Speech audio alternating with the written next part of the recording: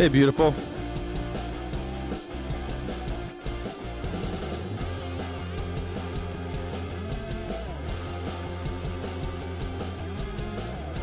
Well, thanks a lot for that. Hey, how you doing? How you doing? Thanks so much. This is Pick Your Battles. I hope you're having a good time. It's Pick Your Battles. It's Pick Your Battles. It's Pick Your Battles. Yes, yes. Thank you so much. Thank you so much. My name is Sky Jack Morgan. I'm an independent news and culture commentator, free speech, and critical thinking advocate. And I'm here.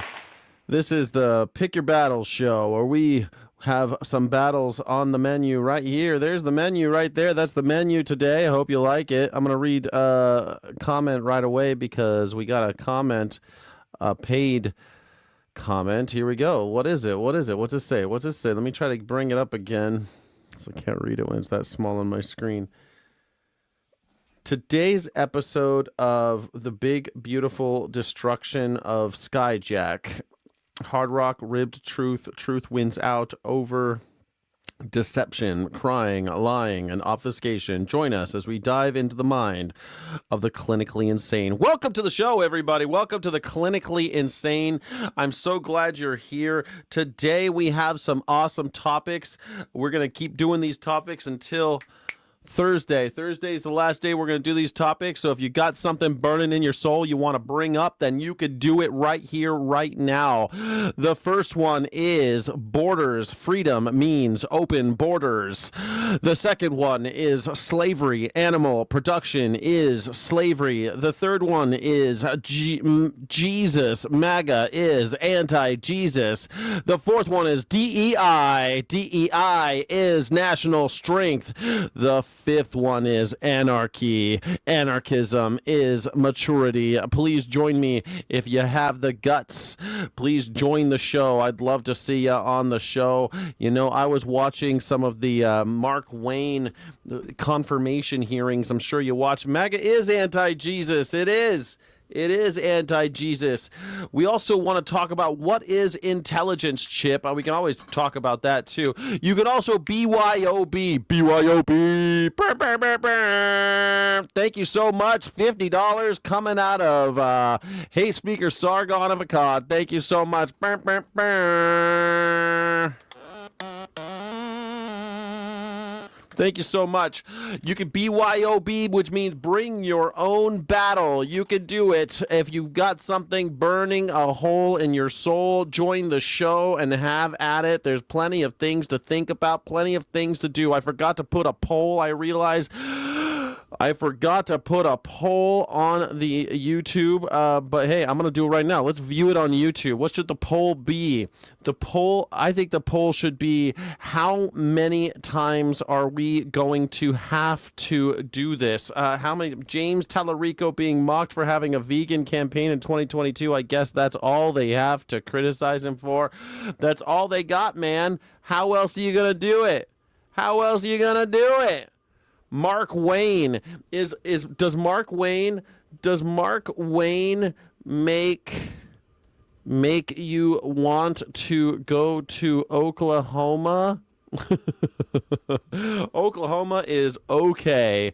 There you go. What do you think about that? Mark Wayne is in the Senate hearings right now. It's an embarrassment, but hey, what are you going to do?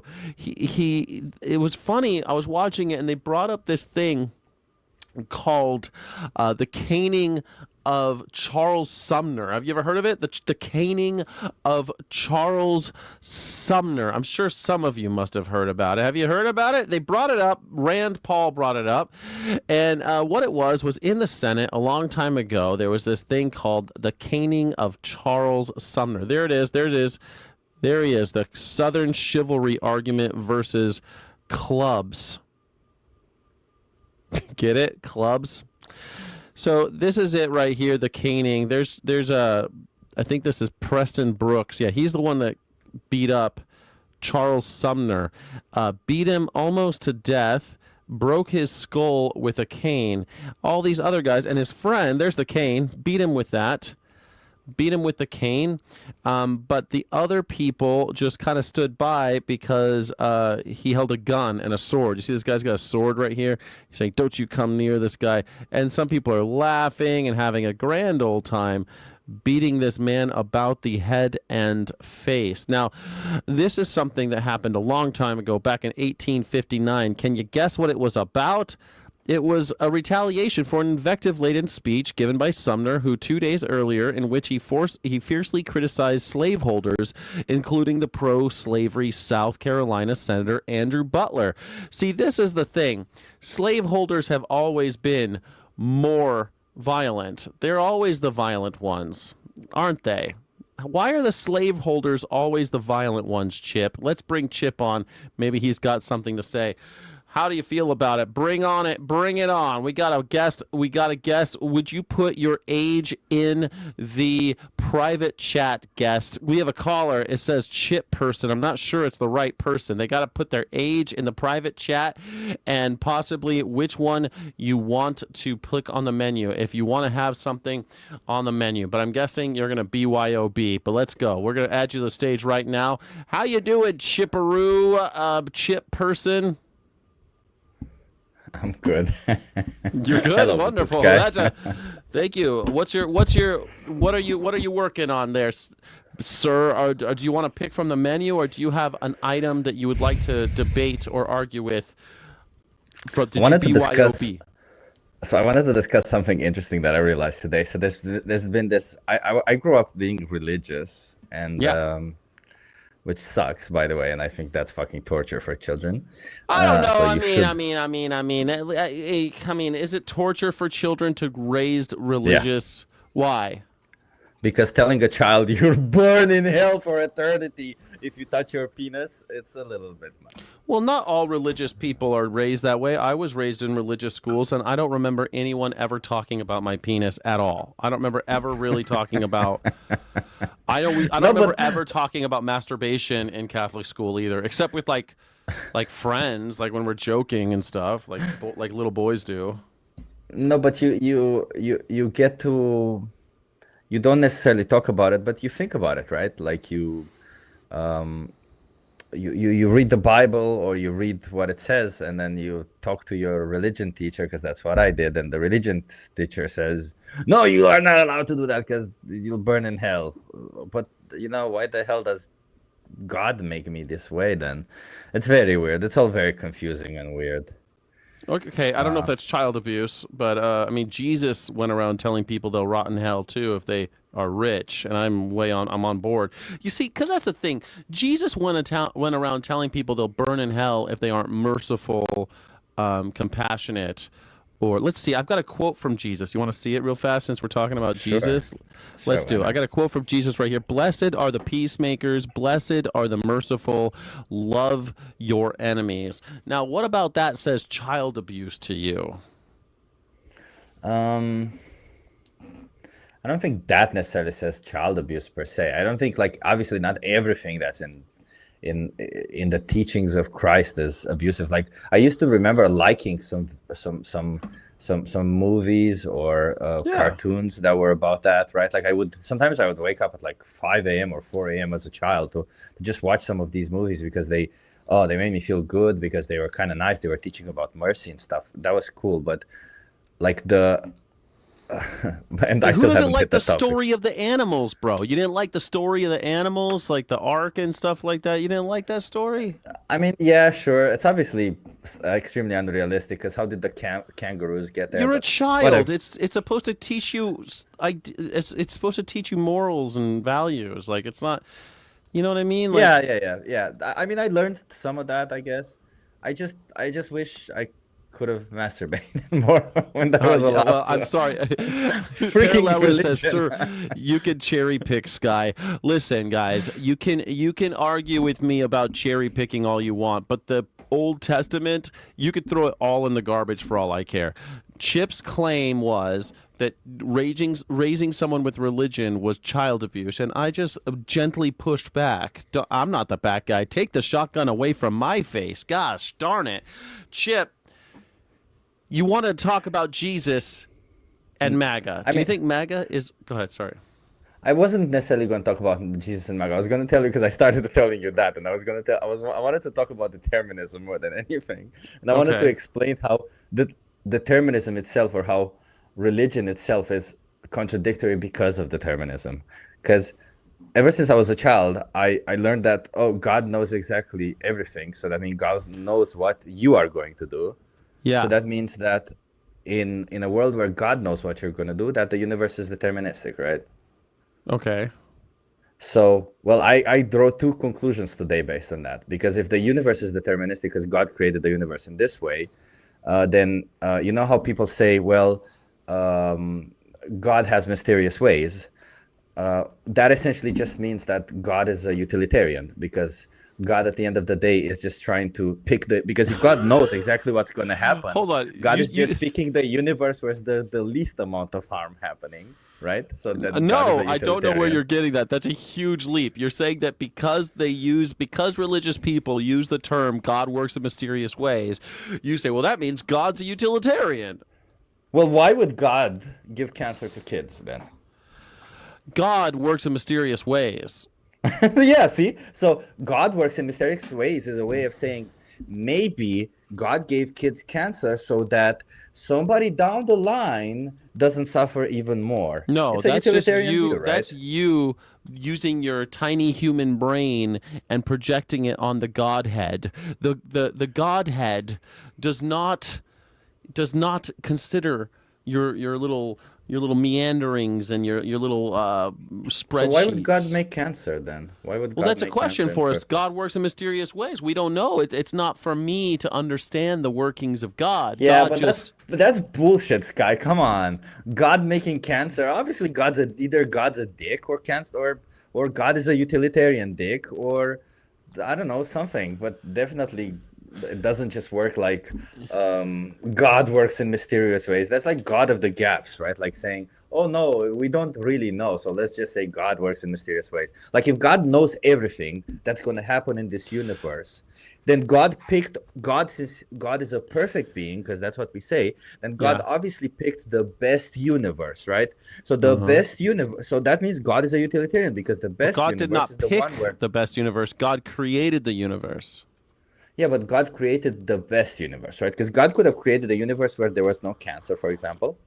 So, but maybe if Mm-hmm. there was no cancer, there would have been more war or something, right? So God essentially just picked or chose or made the universe that has the least amount of suffering, if Okay, that's the first of all, case. two things. One, I'm not the one that said that God works in mysterious ways. You're the one that said God works in mysterious ways, and No, therefore fuck he God. must be God doesn't exist. utilitarian.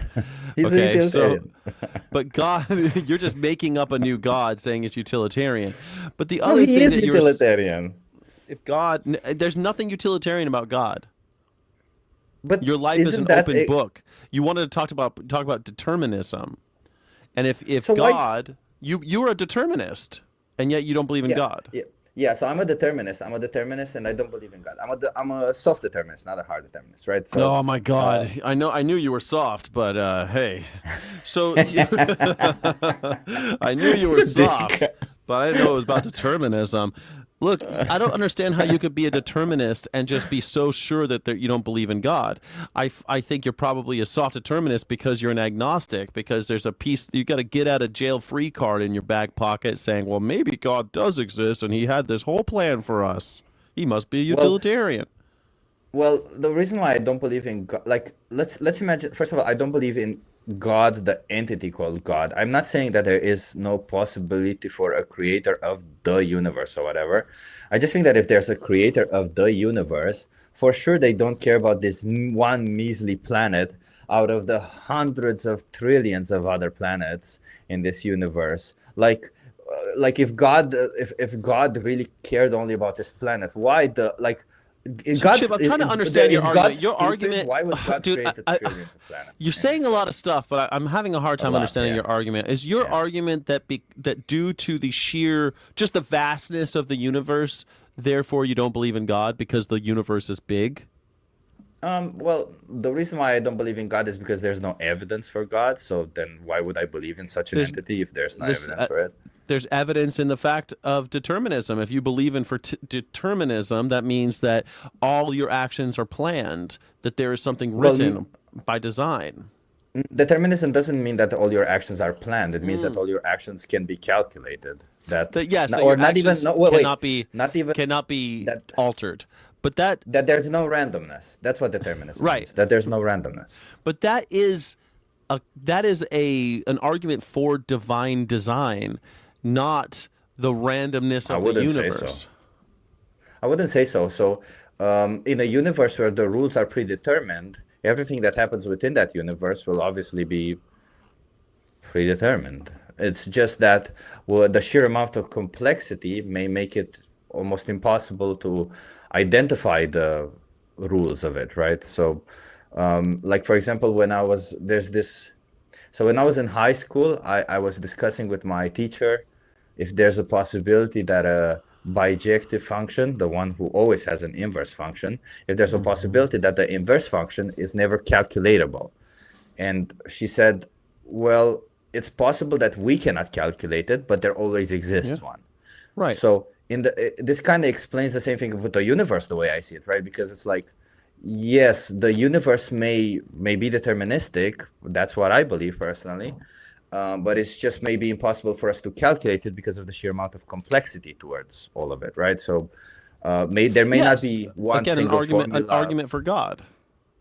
Well, I wouldn't make it an argument for God though, because if there were a God, I would say that it would be calculatable.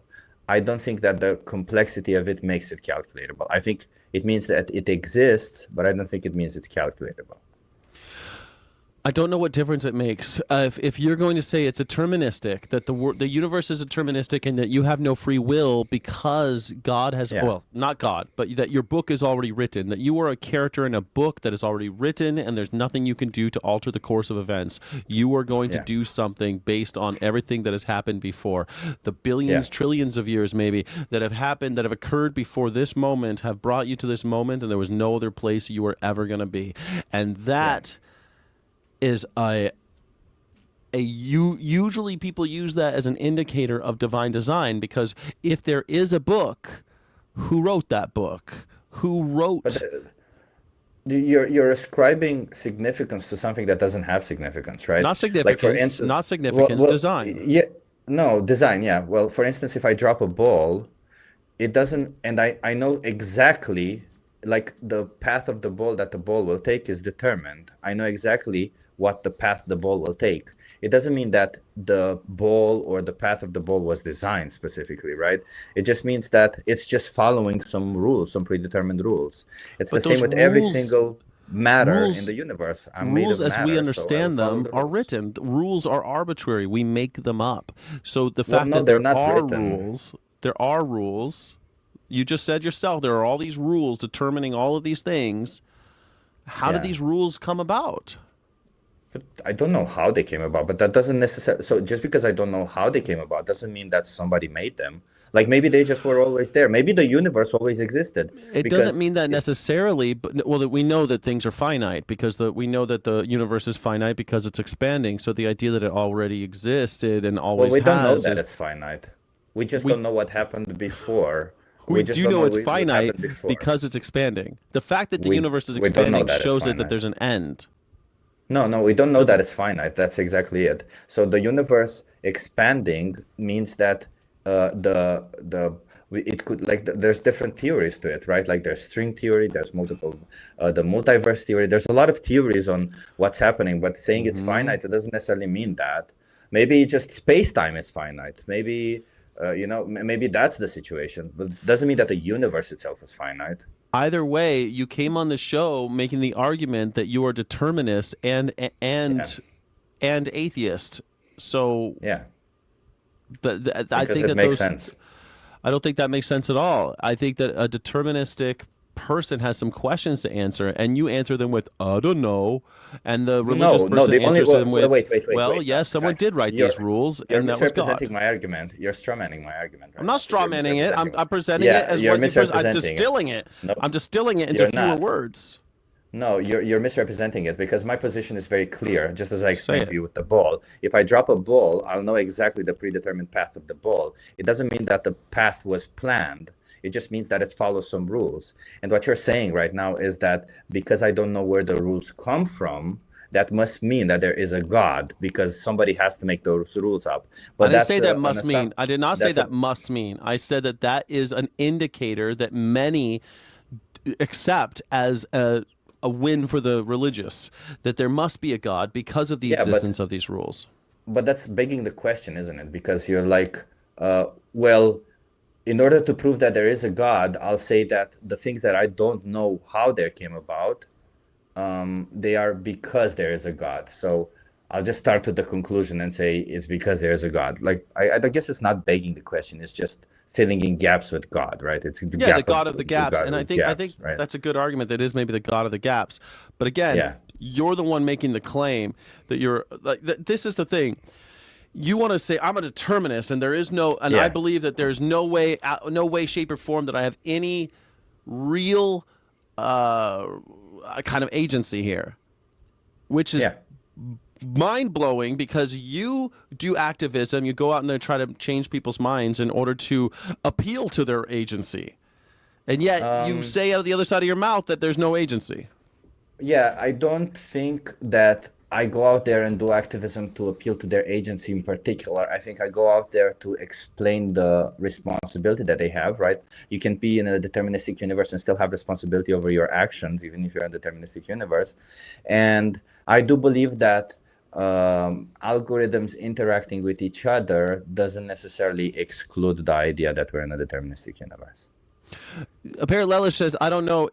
Isn't a bad answer. It's honest. It's a bad answer if you're the one making the claim that this is a deterministic universe. If you're Well, saying this is a deterministic universe and all these rules exist, and you're but just that going to wasn't, accept them as always having been the case, there's but no that wasn't, difference.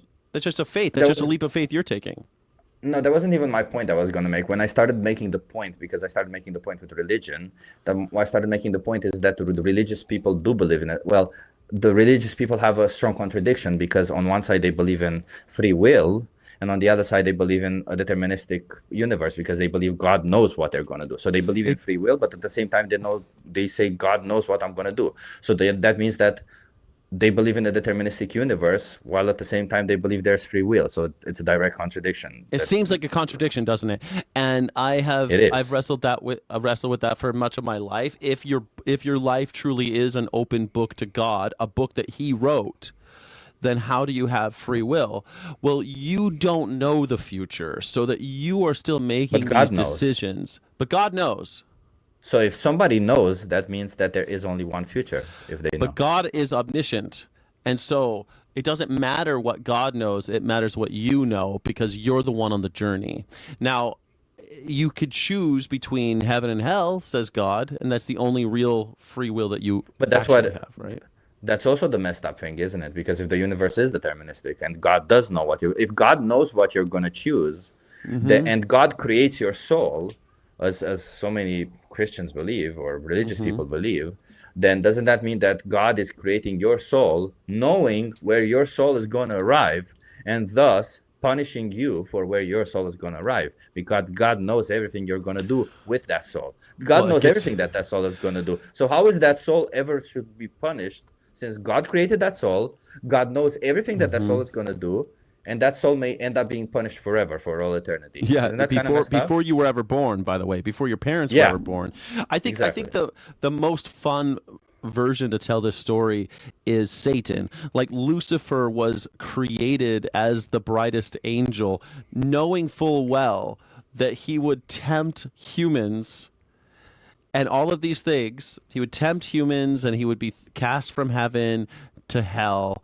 And at the end of the story, God did all this and condemned Lucifer to hell because he had to have Jesus make the ultimate sacrifice for us sinners.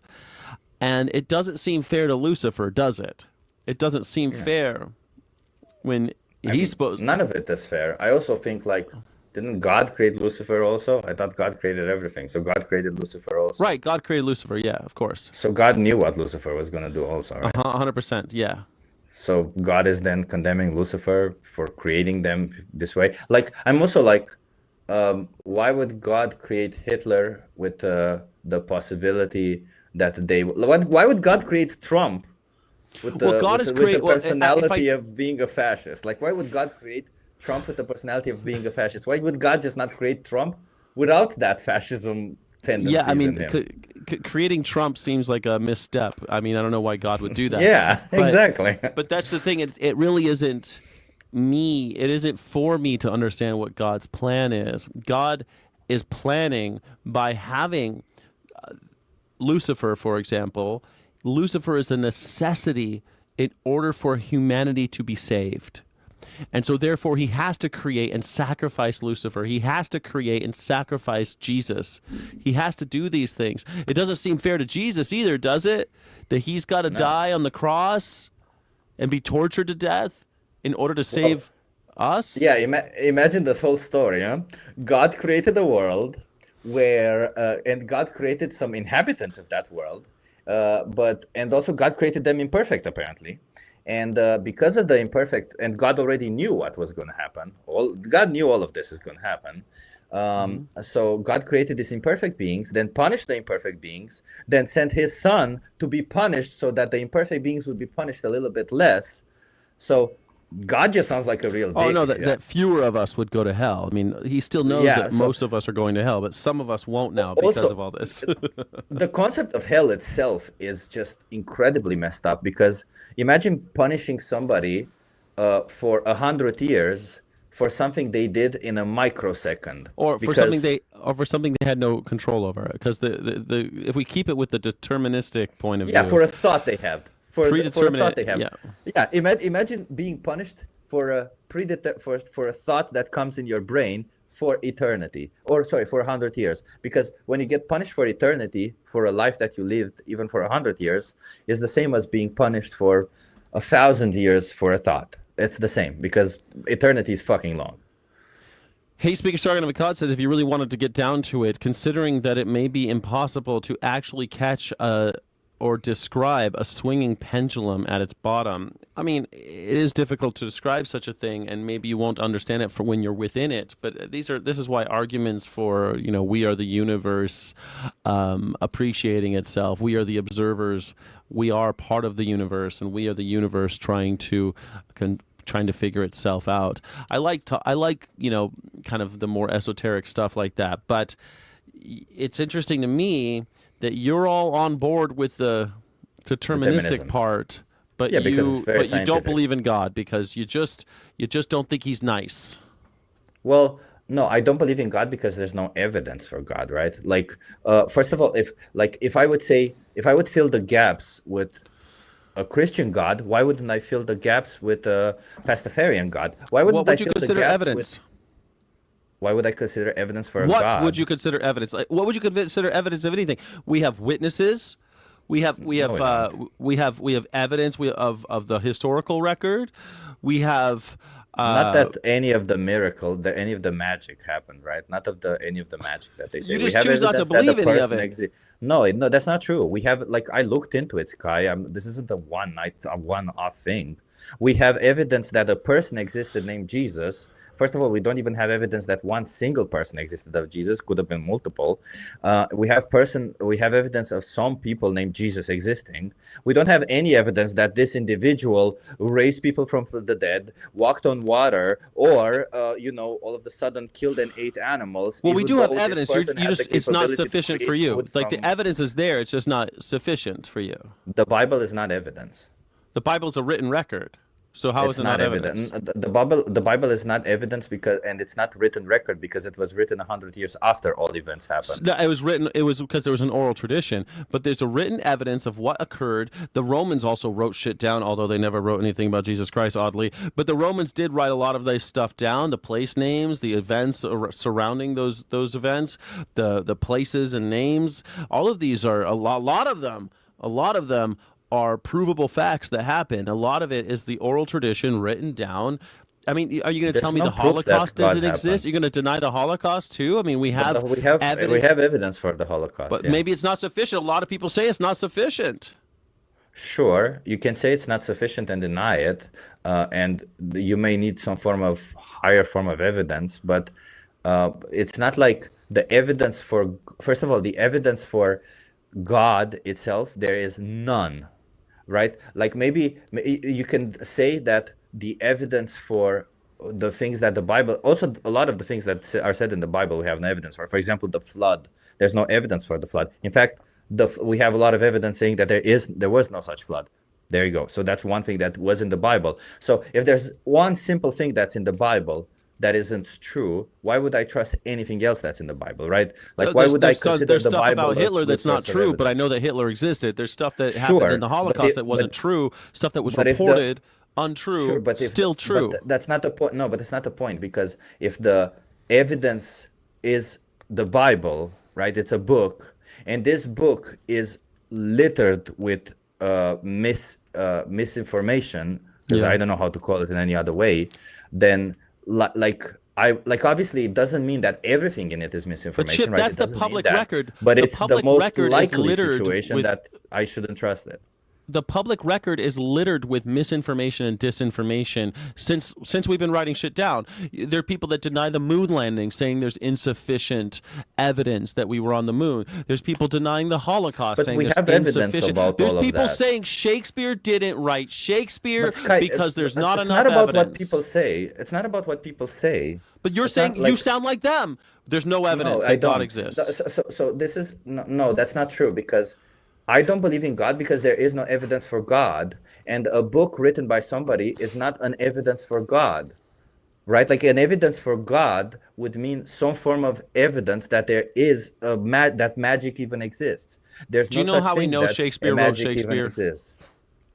I don't, but Sky, the point isn't that, right? The point isn't like, if you told me that Shakespeare exists now, or that Shakespeare exists, or that Shakespeare created this thing that I'm still in, then there needs to be some evidence that Shakespeare created this thing that I'm still in, right? Not only that, see, this is the problem. You're saying that there's zero evidence, and there is evidence. You exist, I exist. The rules that you've already described exist.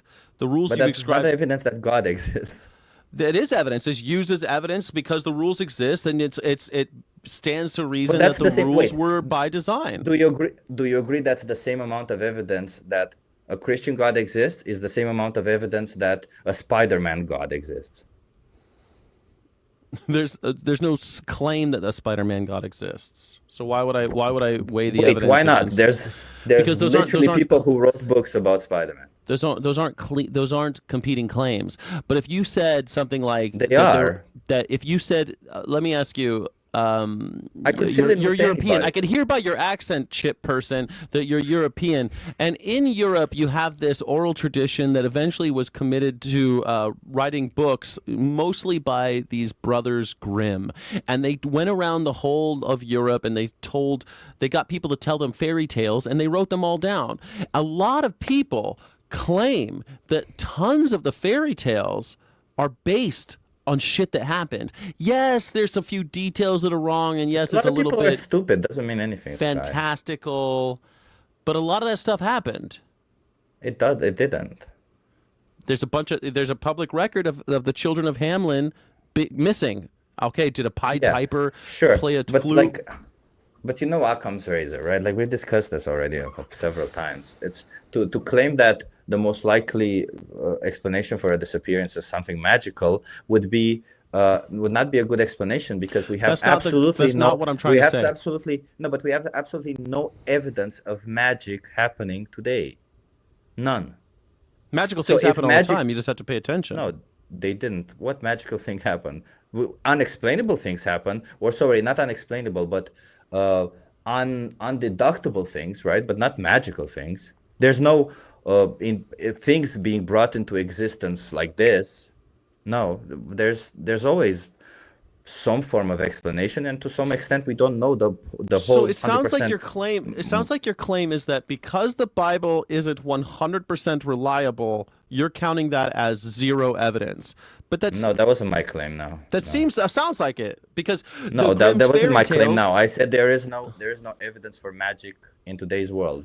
So if magic hasn't been observed in in in our current world for in absolutely no way that we have observed any form of magic, then why would why You would say we assume magic, that but such a thing exists? That people magic people exists? people claim to see ghosts. People claim to have feelings about Yeah, stuff but that's not that there. doesn't mean anything. People can claim everything, guys. People claiming something is not evidence. That's okay. It's anecdotal evidence. I don't mean anecdotal evidence. Okay, so if somebody if a woman is raped and she says Trump raped her, is that evidence? Because she said it happened. That's not. No, you shouldn't only trust that one individual. But is it You should evidence? have more evidence. It's Is a it form of evidence, evidence? but it's It is not evidence though, conclusive right? evidence. But you see, you're strawmanning the argument I'm because not. I'm asking you it's a not. question. Is that It is. evidence? It is, but it's not evidence that it doesn't mean like it is evidence Okay. for it's a form of evidence that you can accept to the record that something did or did not happen, right? But it's not evidence, like it's not necessarily conclusive evidence that it did or did not happen, because if somebody comes up and says that well, if I go tomorrow and say that Hmm. that Donald Trump is actually a midget disguised in the shape of a human, bent on destroying humanity. I said it, I can say I saw him wearing the suit. I saw him putting on the suit. Yeah, It but you're doesn't mean like fabricating. it doesn't mean. Yeah, but the reason why I say it's because every form of, like, even if you're going to be if you're going to be taking like the witness accounts as you claim, they have to be based in some form of reality, right? Because if somebody says I saw magic happen, then I'm like, what the fuck are you talking about? There's no Okay, such thing someone as says they magic. feel We've magic. never You could seen say magic. what the fuck are you talking about? But then the MAGA will also be saying, what the fuck are you talking about? Donald Trump's a great guy. He would never rape a 13-year-old. The 13-year-old is now an adult saying that Sure, she was raped by Donald Trump. Now, if but let's she just hold on, she but says this, there's and no what you said probability. It's in, you said something important. You said it is not conclusive evidence, and that's fair because you'd want to have something substantiate that claim, right? You'd want to have flight logs, which we have. You'd want to have other eyewitness accounts. You'd want to be able to place him in that place that she says he was, right? You want to prove that he was where she said. You want to prove other parts of it. You but have a claim no, and I you want think to have you're. circumstantial evidence to support that claim. But what I you're d- saying is that there is no evidence. there's no evidence for God. No, But there is. There is evidence. It's just no. not conclusive and it's not Okay, let enough me for put it this way. you. There's just as much evidence for a Christian God as there is for a Pastafarian God. You agree with that one? You said Presbyterian? A Pastafarian. Oh, A like the God in the shape of a Pastafarian. spaghetti Pastafarian. monster. Yeah. Yeah, The yeah. spaghetti monster. There's just as much evidence for both. No, we all know that What do you mean, no? because we all know the origin of the Pastafarian thing. We all know that it's an internet joke. We all know that. We don't know the true origins of the Bible. We have Wait, ideas. We have lots of we also scholarship. don't know all of those stuff, right? Like I think like you see that's the thing about it. Like you take evident, like a book that again has no basis of trusting it. Like, why would I trust anything that says in that book, considering that we've already debunked a lot of stuff and it did not happen, especially the magical stuff, right? We debunked. Sure, there was some things that were true, like maybe there existed a person Yeah. named Jesus. It doesn't mean that that person committed magic. Sure, maybe there were some historical people in there. It doesn't Yeah. mean that anything they did was necessarily true or accurate, right? Like, the evidence doesn't prove the existence of magic. The evidence just proves that some people existed in that history, but not that the magic happened. So when I say that there is no, like I could say, I could write a book right now or put it in a stone tablet or uh, gold tablet or whatever. I don't have the money for any of that shit. But Right, but you want to imagine say if there's I no did. evidence. And really what I think you mean to say is that there's insufficient evidence, because there is evidence that there's a God, Yeah, there's just not insufficient enough for evidence, you. obviously. There is evidence that people have magical Let's not be feelings or pedantic, spiritual Sky. feelings. But let's not be What? pedantic about it. You know what I mean. I'm not Obviously, being I think pedantic. insufficient evidence. Your It's claim is pedantic. determinism, but you want to dismiss so much of how much determinism The is claim linked of with religion. determinism, but I don't care if people link determinism with religion. First of all, I said that a deterministic universe goes in direct contradiction with the idea of free will, which most people in religion think. So therefore, even if most people in religion bring up determinism or the fact that God knows what's going to happen, is already a contradiction to this idea of free will, first. And second, my claim of a universe being deterministic is because we're all made of matter, and there's no... we have absolutely no evidence of randomness or anything like that in our universe. We just have a lot of theories about how things move. We have a lot of gaps in our knowledge, but we have absolutely no belief that there's some magical thing happening within us. It's just all matter that moves around. That's one way of explaining things. No, don't like the whole UFO thing. I mean, come on. There's plenty of evidence of UFO. He's saying there's good evidence for UFOs over magic gods. There are No. photographic evidence of UFOs. Do you believe that UFOs? See, that's the thing. Like, I don't think that aliens have visited this planet UAPs. and are flying. I don't believe in the UAP. The aliens have visited this planet, but I can't say there's no evidence. There's inconclusive evidence. There's things that happen that we can't explain, but I love clear, how you'll just be biased on one way or the other. It's no, funny because it's not being biased. It's you watching- being pedantic and calling me biased about it, right?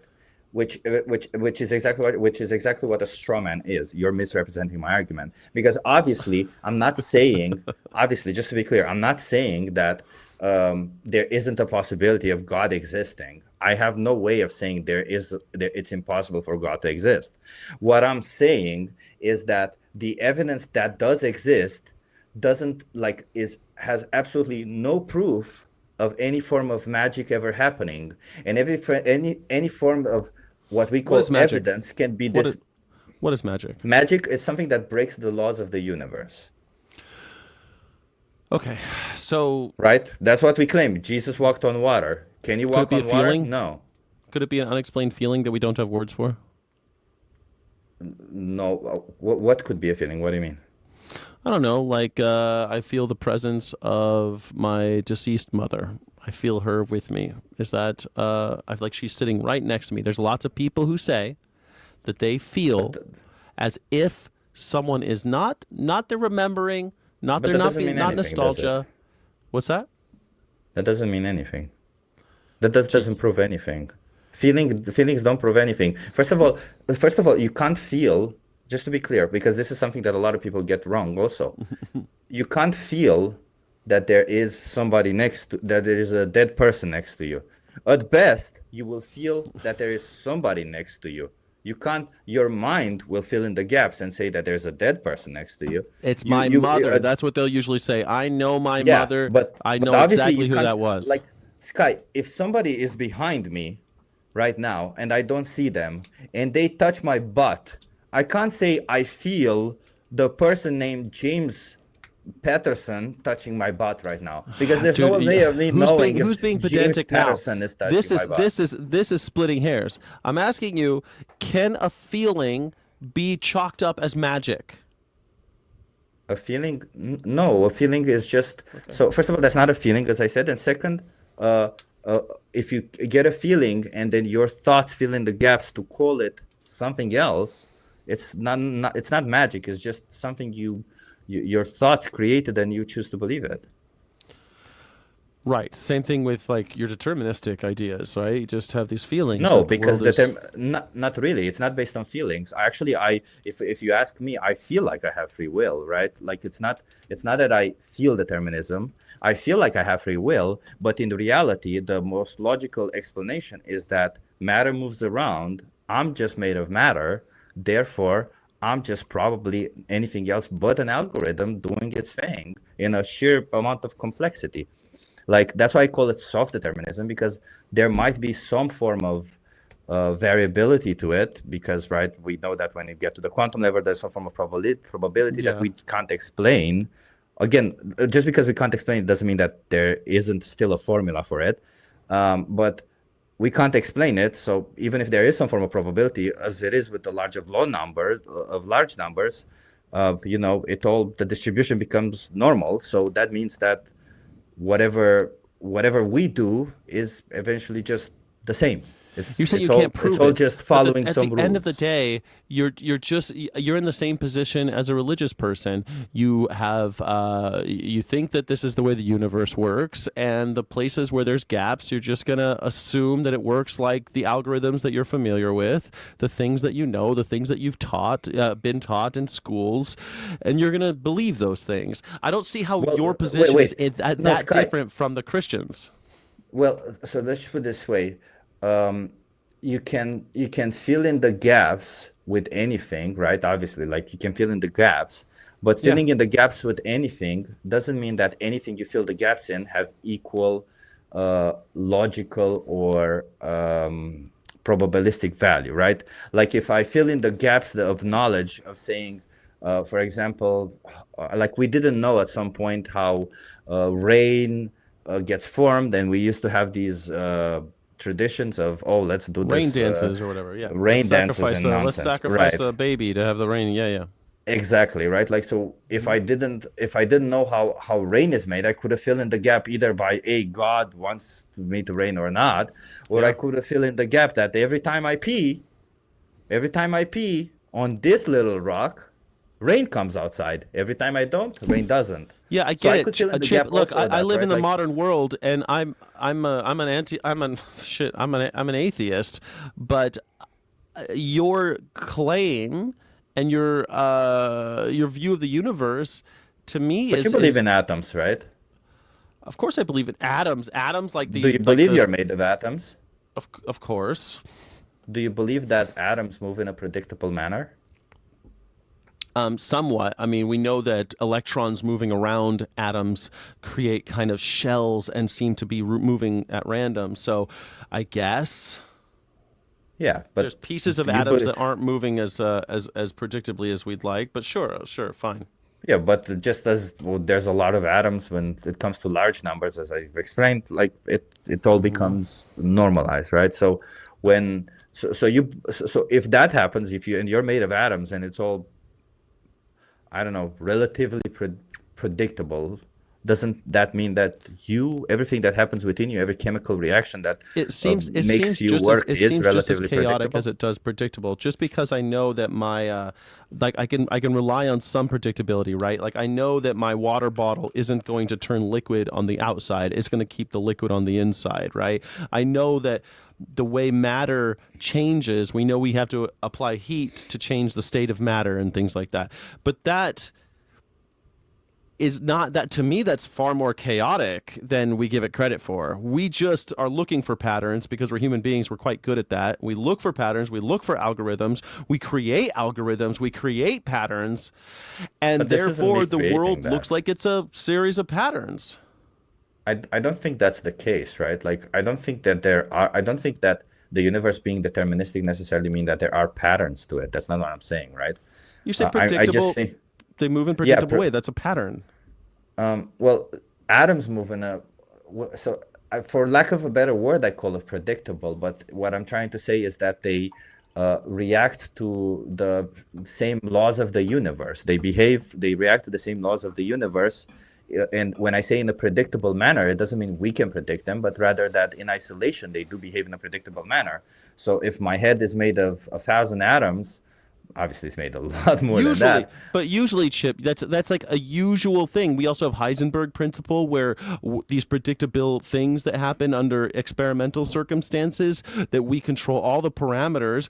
For some reason, the observer himself can change the outcome. I mean, no, they cannot. Yes, they can. There's tons of evidence of Heisenberg principle. Yeah, but the observer in this situation isn't. So when we call, like, the only way we know how to observe something is by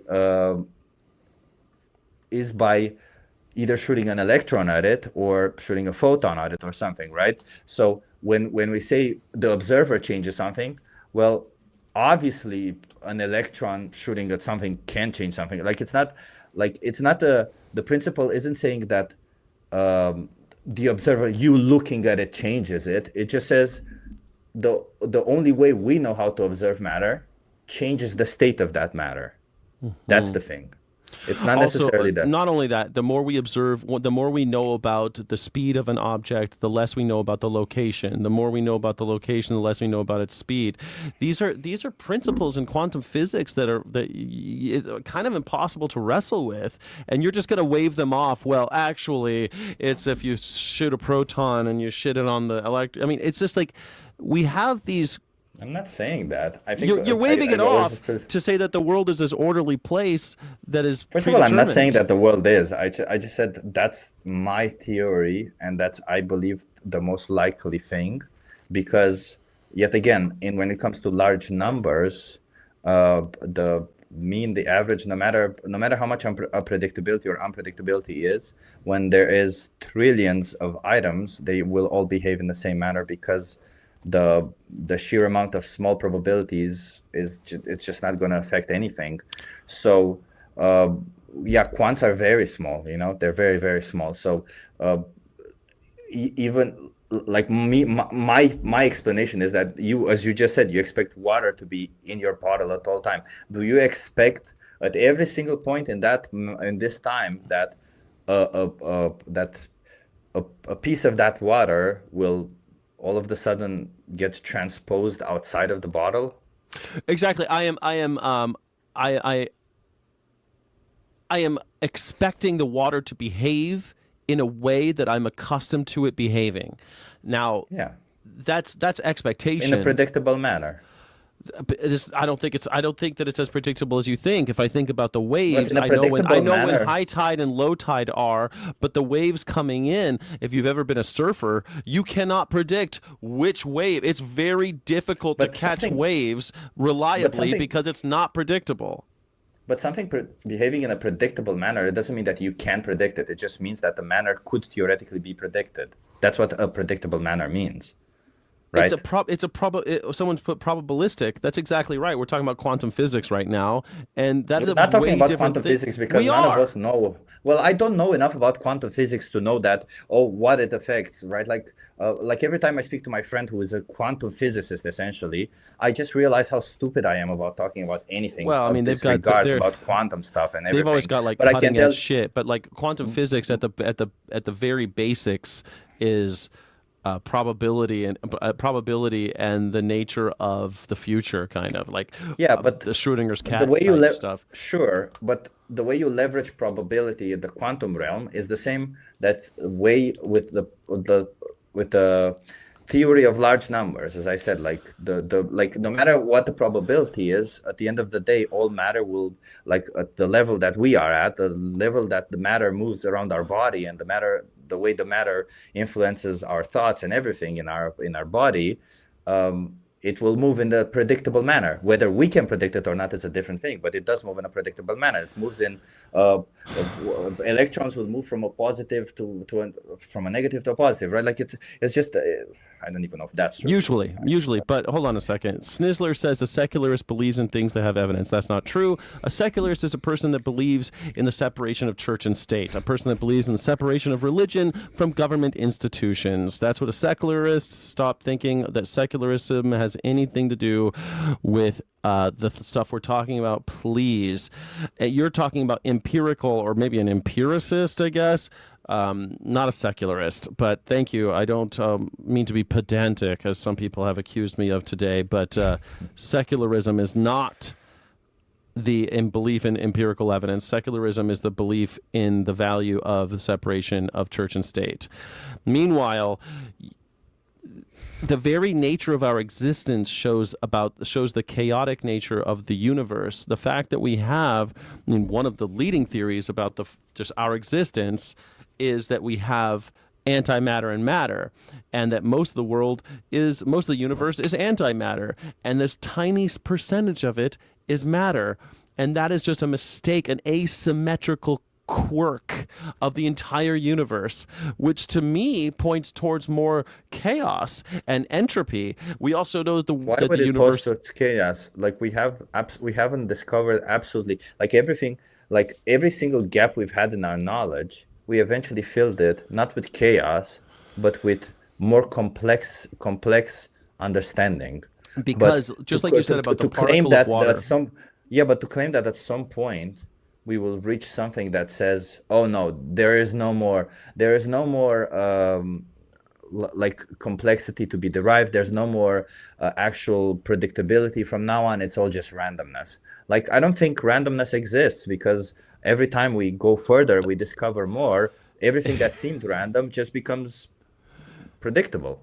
It doesn't become more predictable. Things become more and more chaotic as time goes by. It's Sure, but just entropy isn't necessarily like entropy is something we defined as something that is something essentially we a gap in our observed. knowledge. Yeah, it's We something we observed, but it's again, it's a gap in our knowledge. It's something we can't calculate. It's not necessarily that entropy means that there isn't a specific way that particles move, whether they're matter or antimatter or whatever, right? It doesn't mean that there isn't a particular way that they move, or that everything they we don't observe in move in a the predictable universe manner. follows. What do you mean? There's nothing we can't. We observe this, that everything in the universe becomes more degraded and more chaotic as time goes by. Yeah, That but everything they has a become in a half-life. What do you predictable mean?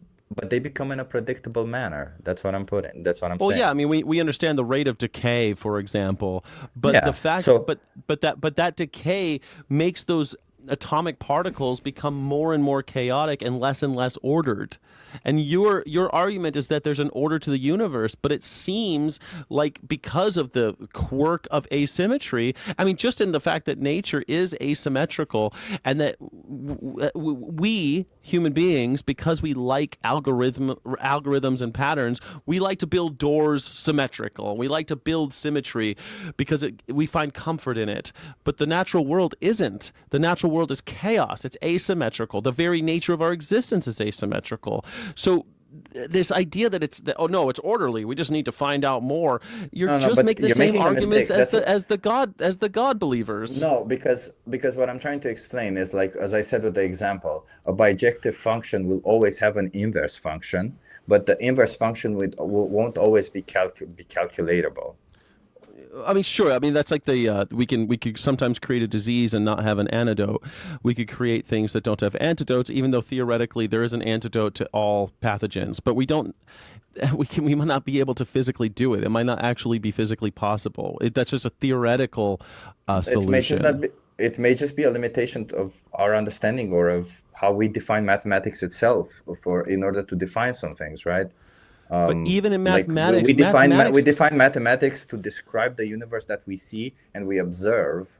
So obviously, when we start observing things that we don't understand, like how we introduced the concept of zero in mathematics, and then we started mathematics started making more sense, and we could Yeah, describe more things. Maybe right now we don't have things enough to describe every single thing in the universe, and maybe it will adapt to some point to describe a lot more things. But even when we get to the things where we can describe, maybe we will still get to a point where the sheer complexity of the way some form of particles move will be almost unimaginable for us to write down it's or already something. But that doesn't unimaginable mean it's but because that doesn't math is mean an it's not insufficient predictable. language.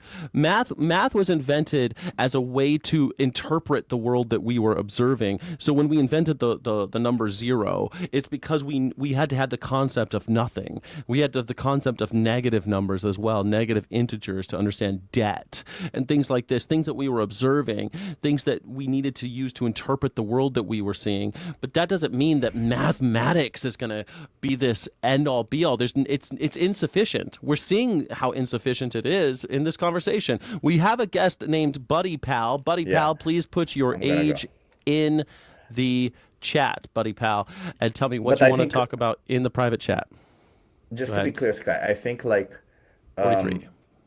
I don't think that just because, again, just because we cannot calculate it using the current understanding of mathematics, maybe we can never calculate it based on whatever mathematics we have. It still doesn't mean that it's not a predictable manner. They don't move in a predictable manner. That's my point. And when I say predictable, I don't mean that we can predict it. I mean that it is by definition predictable, that there is some form of formula behind it, some form of even if it's highly That is a complex leap and of we faith. can't really write it That's down. a leap of Right? faith, But no different than the it's not God believers.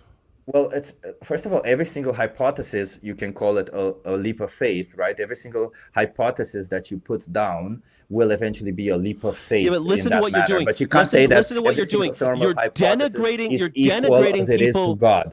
You're One denigrating people who believe highly in God. unlikely and the other one isn't. You're mocking people who believe in God, but yet you're I'm not doing the mocking same people, I'm thing mocking- they're doing. You're saying I'm not mocking people out who of believe no in way God, there's first no of all. evidence that God exists and God can't exist and all the people that believe him are stupid. But you're doing the same thing. You're engaged in the same circular thinking that they are. There's no circular thinking. If you can explain to me why my hypothesis is impossible to happen, like the reason why God, first of all, the reason why God itself, the God that is described in the Bible, is impossible to happen, I've already explained that it's full of contradictions. And the fact that it's full of contradictions means that the God that we have described in the Bible is impossible to happen. So Claiming that my contradicted yourself hypothesis, too. but if you're claiming that my hypothesis has a form of contradiction within it, I'm willing to listen. But my hypothesis, it does not have contradiction in it. It just has gaps. And the gaps are obviously something that we, like, since I'm trying to fill a gap,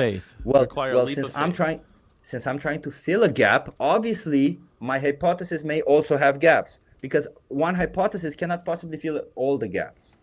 Right.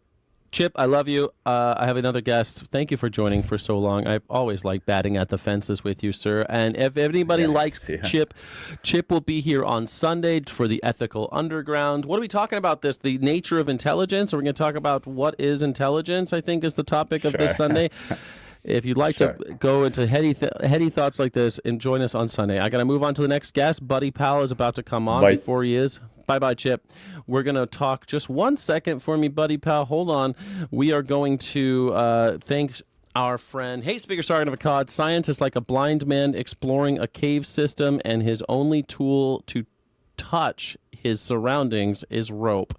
We're just slapping a rope around, and we're like, yep, that thing over there seems solid. No real idea what we're experiencing.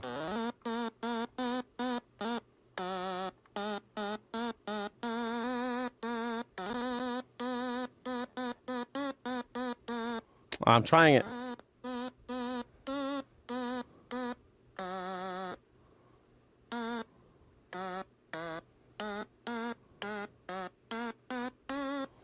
I don't know. I was trying to play a Jesus song for you. Thank you. I think that religion gives us context. Religion gives us stories and context.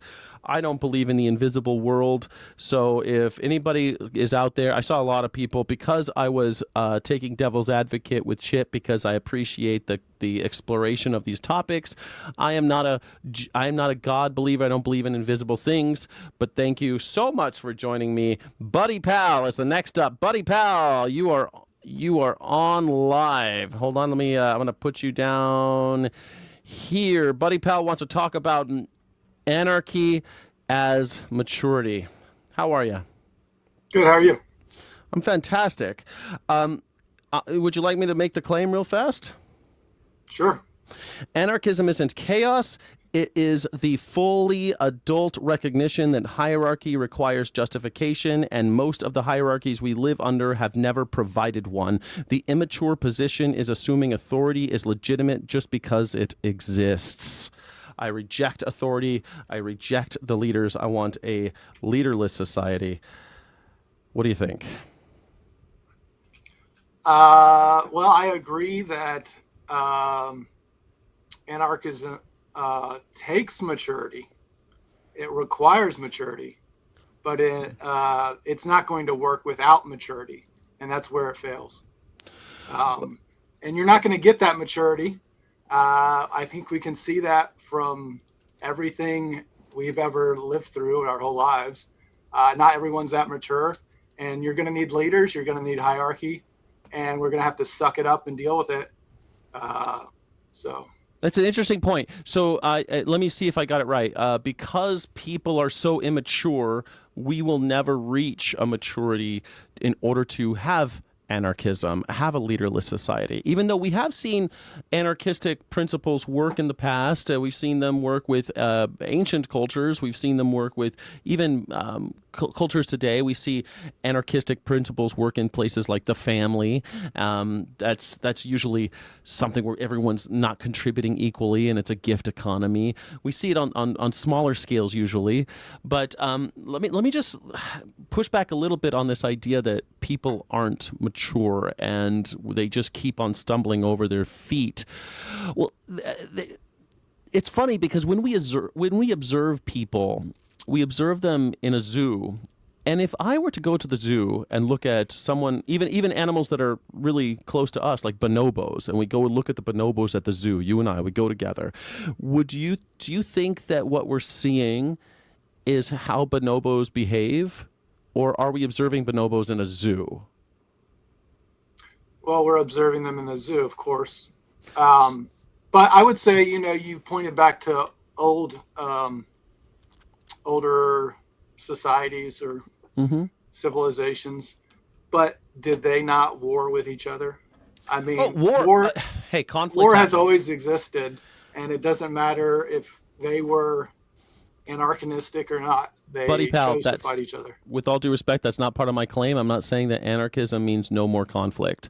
Of course, there's going to be conflict when there's scarce resources, blood feuds, all sorts of stuff happens, right? Things happen. People have conflicts. I mean, you could say that about all the animals in the animal kingdom, frankly, and they're all anarchists, right? All the other animals are living in anarchy. So, do you think that a more utopian society is not possible then, since anarchy doesn't provide a more utopian society then? I think it comes very close to utopian society because the people are self-determining and we are engaging in something that's at least resembling direct democracy, so that we don't have people who are in charge of us. We just have tasks that we want to complete, and we kind of assign each other, hey, we have to build a plumbing for a building. Great. Who's good at that? Oh, you're good at that. You want to do it? Yeah, I want to do it. I'm good at that. I love to do those types of things. Great. Go have at it. So you could actually get there. But back to the thing about how we don't have the maturity. I mean, if we're always forcing people into these kind of square pegs and round holes, we're constantly doing that with humanity, right? We're always trying to really, if you stick out, we're going to hammer you down, right? If you're the nail that sticks out, we'll hammer you down. And we're constantly confining people and pigeonholing them and all this shit. I don't think that that's a way to look at humanity. I don't think that when we view that, we're like, oh, well, it's always been that way, and look at these idiots. Well, they've never been to the chance. We never even tried. We never even tried to teach them anything. We never gave them the chance to be mature. I think just anarchy just doesn't work on a large scale. Like you said, families and small groups, it works, and we can see that. We've seen it before. I get that. Those small groups are probably mature, and they probably have hierarchical systems within that anarchy where there's leaders. But when we get to a grander scale and we want to not have war, and we want to not have conflict, and we want to share resources, I don't think anarchy can work. Temporary leadership and hierarchy is something that you need, right? If you were going to form a war party or something, you'd probably want to be like, hey, this guy's really good. He's going to be the general, and we're all going to do what he says so we could be successful, right? But then when we come home, we don't just assume this guy's going to keep telling me what to do. And when you said at the large scale, what do you mean the large scale? I think it works at all scales because we would be interacting with other anarchistic groups. We could form consortiums, if you will, and we could form even organizations that we're all consensually part of. Right now, you are not consensually part of the government. You are forced because of the lottery of birth. You're forced to do what your government says. This isn't consensual. So it could work at any scale, but it remains consensual, and it remains... I also think it can go the other way, too. Like, anarchism can breed and facilitate hate. Like, say you have this huge group of white people, and they've always been racist, and they don't care, and that's the belief that they want to, keep moving on with. It doesn't matter that all the societies around them are mixed or not white. It is hard when we have to negotiate some of those complexities, but I ask you, how are we dealing with that today? I mean, we're not dealing with it very well today either. Well, we can at least have laws that govern the greater group, whereas where do you have that stuff in anarchism? You can't have that. Those laws have historically failed the very groups that you're saying you want to protect. Those laws have historically impoverished. Yeah, but just because it's not perfect doesn't mean... That's what I'm saying. The opposites can be true too. If it's not perfect, you're saying anarchism isn't perfect. So, I mean, okay, well, yeah, but there is no limitation on that. They can keep on hating no matter. There's nothing written down for them to do that. We could write things down, and we can have charters, and we can have again consensual organizations. But who enforces it? We enforce each other. We enforce it ourselves. We don't rely on some third party like the cops. Like it's kind of like today, we engage in all sorts. That sounds like majority rule to me, because if the white people are the majority, right? Then it doesn't care. It doesn't matter what charter you have, and the charter isn't even binding because we live in anarchism. So I mean, the charter isn't binding now. Clearly, right? We betray the Constitution every day. So again, the charter saying, well, the charter's not binding. Well, just because America doesn't mean other countries aren't better. Right, but your argument against it is saying like, well, the charter isn't binding. Well, I could say that about any number of nations right now. The charter isn't binding. The Magna Carta wasn't binding. The Constitution isn't binding. It's a thing that we kind of just put faith in, and we educate, and we try to build a culture around it. What I'm saying is, if we have a hierarchy that restricts evil, that restricts greed, and we build that system, then we can get there.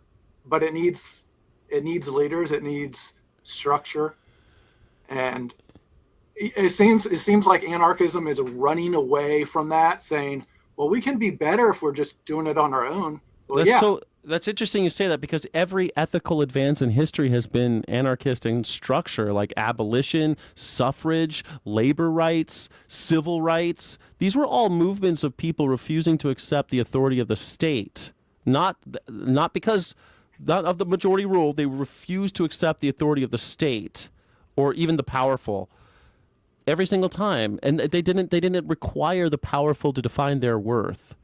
And we celebrate those outcomes. We celebrate suffrage and labor rights and civil rights and abolition, but we fear the philosophy that produced them. And I don't know why you're afraid of the philosophy. You're saying, well, with white people, if they're a majority, they're going to do it. That's what they're doing right now. That's what they've always done. White people, the majority, have oppressed others. I don't think not having structure would solve anything. It's not about not having structure. It's about not having hierarchies and leaders that are inculcated and deriving your value from the state. It's about the abolition of the state. It's about the abolition of government, so that we can actually get things done that are anarchistic in nature, like abolition and direct democracy, the right for women to vote, civil rights. These are all anarchistic ideas. Well, and yet everyone's afraid of anarchy.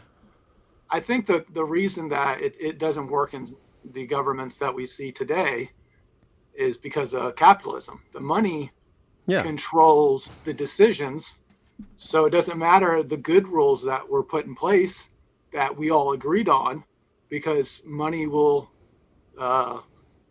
corrupt. Money will go above and beyond that. But well, I agree with you. Then you're an anarchist. I mean, that's you're pointing out exactly the reason why anarchism isn't just a good idea, but a necessary idea.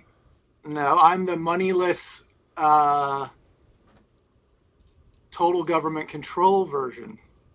Total government control. But the problem is the state has never kept us safe. It only keeps the powerful safe. The state has never done that. There is no powerful if you don't have money.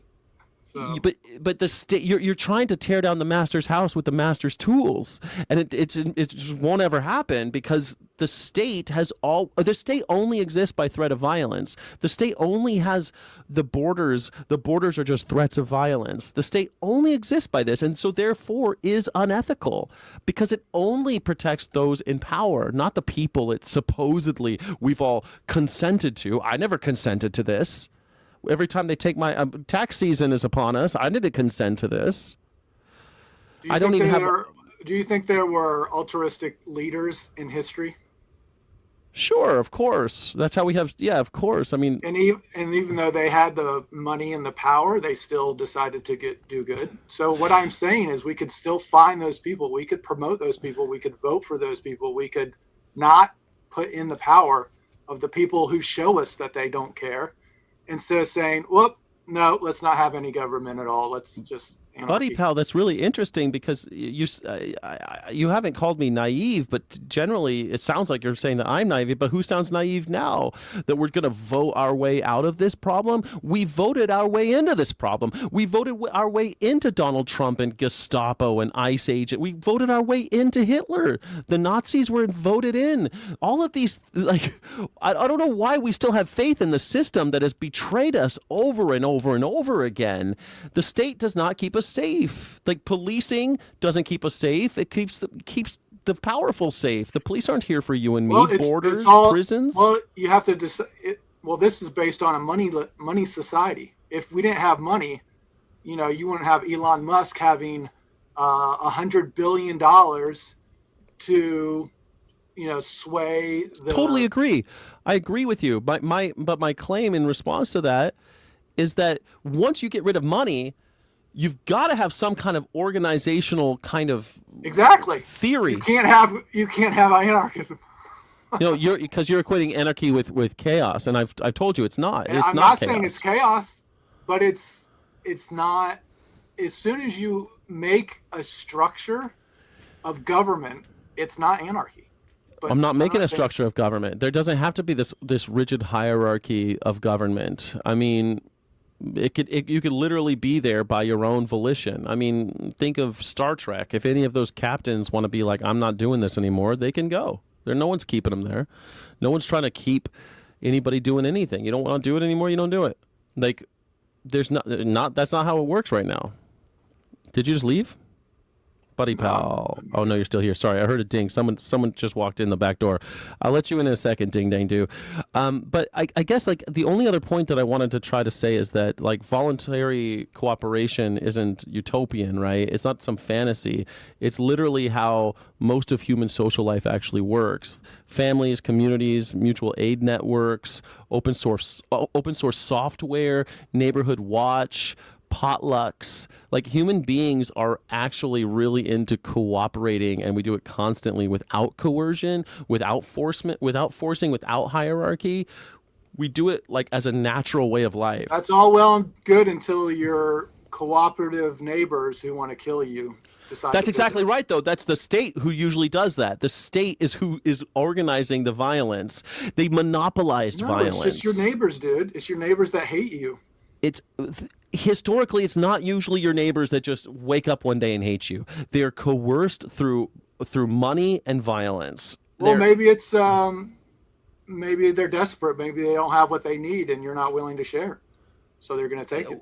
And again, we would probably share. And why would I not want to share with my neighbors? I share today, they share tomorrow. We have the frontier. We have examples in our own country where when settlers came out west on wagon trains and shit and built their sod houses in the Midwest. Have you seen China today? How their cities are modern.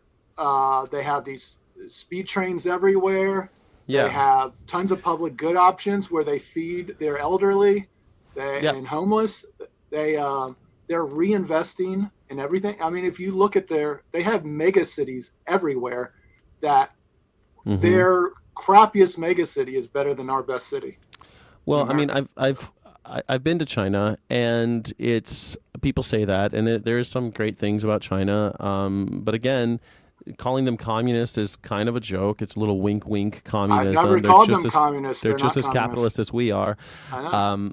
And their culture and their idea of wealth is a lot different than our ideal of wealth. Our ideal of wealth is kind of more transient than theirs is.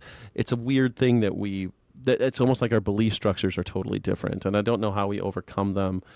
But China also, you can't go anywhere without being photographed. You're not free.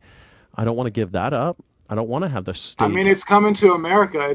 Give it 15 years, dude. It'll be here. So that's my problem with it, which is again so why I think we need to be talking about anarchism. Clean cities that help the elderly and the homeless and and are trying to improve on public good and have cameras everywhere? Or would you rather have good luck doing everything yourself, cameras everywhere? I'd rather just not be a slave, and I don't think that security is worth my freedom. I just don't see anarchism working, because there is going to be a time where we see it working all the time. A powerful individual is going to get a group and do whatever they want. So, what gives that person power? We've seen, it's so funny that you say that, because again, in the current system, we are living through that with Donald Trump. Like the system doesn't, the state doesn't prevent that. The state encourages that over and over again. But you're like, if we go into anarchy, we're going to get some strongman leader that rises to the top. It's already happening. That's what's happening now. So will you admit that anarchism cannot exist without maturity? Sure. I think anarchism is a like a marker of maturity. I think that all adults who believe in self-reliance, autonomy, and making their own decisions, I think all of us are anarchists once you reach a degree of maturity. So yes-ish, sure. Buddy pal, I really appreciate you coming on this show. I hope that you don't have any hard feelings. I know I like to get a little heated, but I appreciate you coming up here with the dialectic and challenging this show. Pick your battles, call-in show. Do you have any final thoughts? Because I got another person waiting in line. Nope. Love you, Sky. Appreciate it. Right back at you, brother. Thank you so much, buddy pal. All right, next up, Ding Dang Do. Did you put your age in the chat? No rush, you said. What a ding dang do. Could you put your age in the chat? I know you think I know who you are, but I do not know. Oh, now I do know who you are. Okay. All right, back at it. We've got a ding dang do. A ding dang do. Did you BYOB? Did you bring your own battle, or are you picking your battle here? I was just going to continue on where your last caller was. He's saying that it's more easy to like terraform the systems we currently live under, and than it is to take something roughly completely foreign to what we have currently and try to make that fit over the superstructure that we have of our societies and shit like that. And that's absolutely correct. And I think he's probably right. You would only need somebody like me that doesn't like Sky and thinks that his items are going to be much more pretty on my shelf than, on his. I don't know where you think that you're going to be able to consent if I have more guns than you. Like, sorry, no. The incentive is for me to steal your shit, enslave you, and make you do my bidding. That's the incentive structure. Then how come we don't right now, for example, right now we have people who are in positions of power enslaving others, and you're saying we can't have anarchism because we might have people in power enslaving others. Like that's the thing. It's like we don't want to have I'm going to agree with you entirely. That is exactly the situation we live under, and that's exactly the situation we're going to always live under, basically until there's no humans left. Okay, but here's what I'm saying is it's not. First of all, you said it's completely foreign. It is absolutely not foreign. Every time you go to a potluck or something, or go to church. If you're expecting me to always never choose violence when I could get what I want with violence, and I feel like I'm not going to get punished by something that is stronger than me, you're out of your mind to think that nobody is ever going to choose that option. Nobody said that. That is not the claim. That is already the status quo. You guys keep who are against this idea are just telling me that this is the way it is. Obviously, you're not explaining it properly. Then go ahead. I am but you just say that we can't do that because violence. Well, we have violence now, and we have laws we can't do that now. I can't do that now because I don't have a weapon that can take out tanks. Then the state has failed. Like in a local sense, I can go and rob a little old lady for her purse with a gun. And you'll probably never get caught. Correct. But yet you still don't do it. The only thing that is a moral question, and then I don't actually need that money in her pocket. And so what if there's no such thing as there's money? There's a chance where I get caught. So there's three factors suppressing my urge to go steal a little old lady's money. And yet the desire or necessity of money outweighs the fear of getting caught every single minute of every single day in this country. Every single minute of every single day in this country, the desire or necessity for money or food outweighs the fear of getting caught. But yeah, sex or drugs, whatever, all that requires money. Yeah, but it tends to be like the people that do that type of shit, like the serial killers or the serial rapists. They don't really tend to have like aberrations. Some of them do. Like the serial killers and like that's just a tiny little percentage. But they don't really believe they've got a future. But then again, you flip that over, and then some of the people in the highest rungs of society actually do that shit. They believe they have nothing but the future. The people with power will often exert it, and usually that power comes in the amassing of wealth. Now, all of a sudden, you're like, okay, well, people are violent. Well, people are far less violent without a profit motive. With the absence of money, people are far less violent. You have tribes of people that are still living without money, and they don't have murders, or far, far, far less murder. I don't know far, far less murder, maybe. Like, I was going to say, how do somebody might sleep with the other guy's wife, and then there's revenge murder or something like that, but no one's knocking over money for, you have more seashells than I think I'll murder you so I can have more seashells, because they all know that motherfucker just killed that motherfucker for seashells. We're going to kill that guy now so no one has any seashells. I mean, this is like anarchism has been proven to work. It's not foreign. And yet, because we have so much faith in the state, we're just like, oh, we can never get rid of these guys. We're going to do whatever they say. And Elon Musk can have $1 trillion. Let's do it. Definitely get rid of those guys. I don't know where you're getting that from. I mean, do you think that even the current system, as fucked as we have now, is not going to bring that about? It's funny. The system we have now is complete failure, as far as I'm concerned. We need to burn it down and go towards something where we are actually in a consensual relationship with each other. And if it doesn't work at the national, like the giant countries like United States, fine. Then let California do its own thing, let Missouri do its own thing, and we'll all just be loosely connected through whatever trade, other forms of consensual interactions. But again, someone brings up Star Trek again, which is great. I'm a huge fan of Star Trek. Most people know I'm a giant Trekker. Star Trek shows us the opportunity cost of removing financial gains from the equation of governance. Not just governance, they replace financial gains with social capital, because there's still some form of temporary hierarchies that don't translate into your everyday life. There's still forms of social structure and organization, clearly, and people go to where they excel. They do what they want to do. And so, I paid. You didn't read my comments during the rants of Chip or that last guy. You're going to read that dude's comment, go off in a tangent about Star Trek. Fantastic. Appreciate that. I did read all of them. Oh, okay. Maybe I was mistaken. I thought I was paying let me close look attention. Sentinel Island. Let's go to our minds right now. Sentinel Island, that uncontested African tribe. Do we see anarchy or do we see hierarchy? Yeah, I mean, I think that's the only one I didn't read. I'm sorry about that. Yeah, I read the one about the rope, the one about the Sentinel.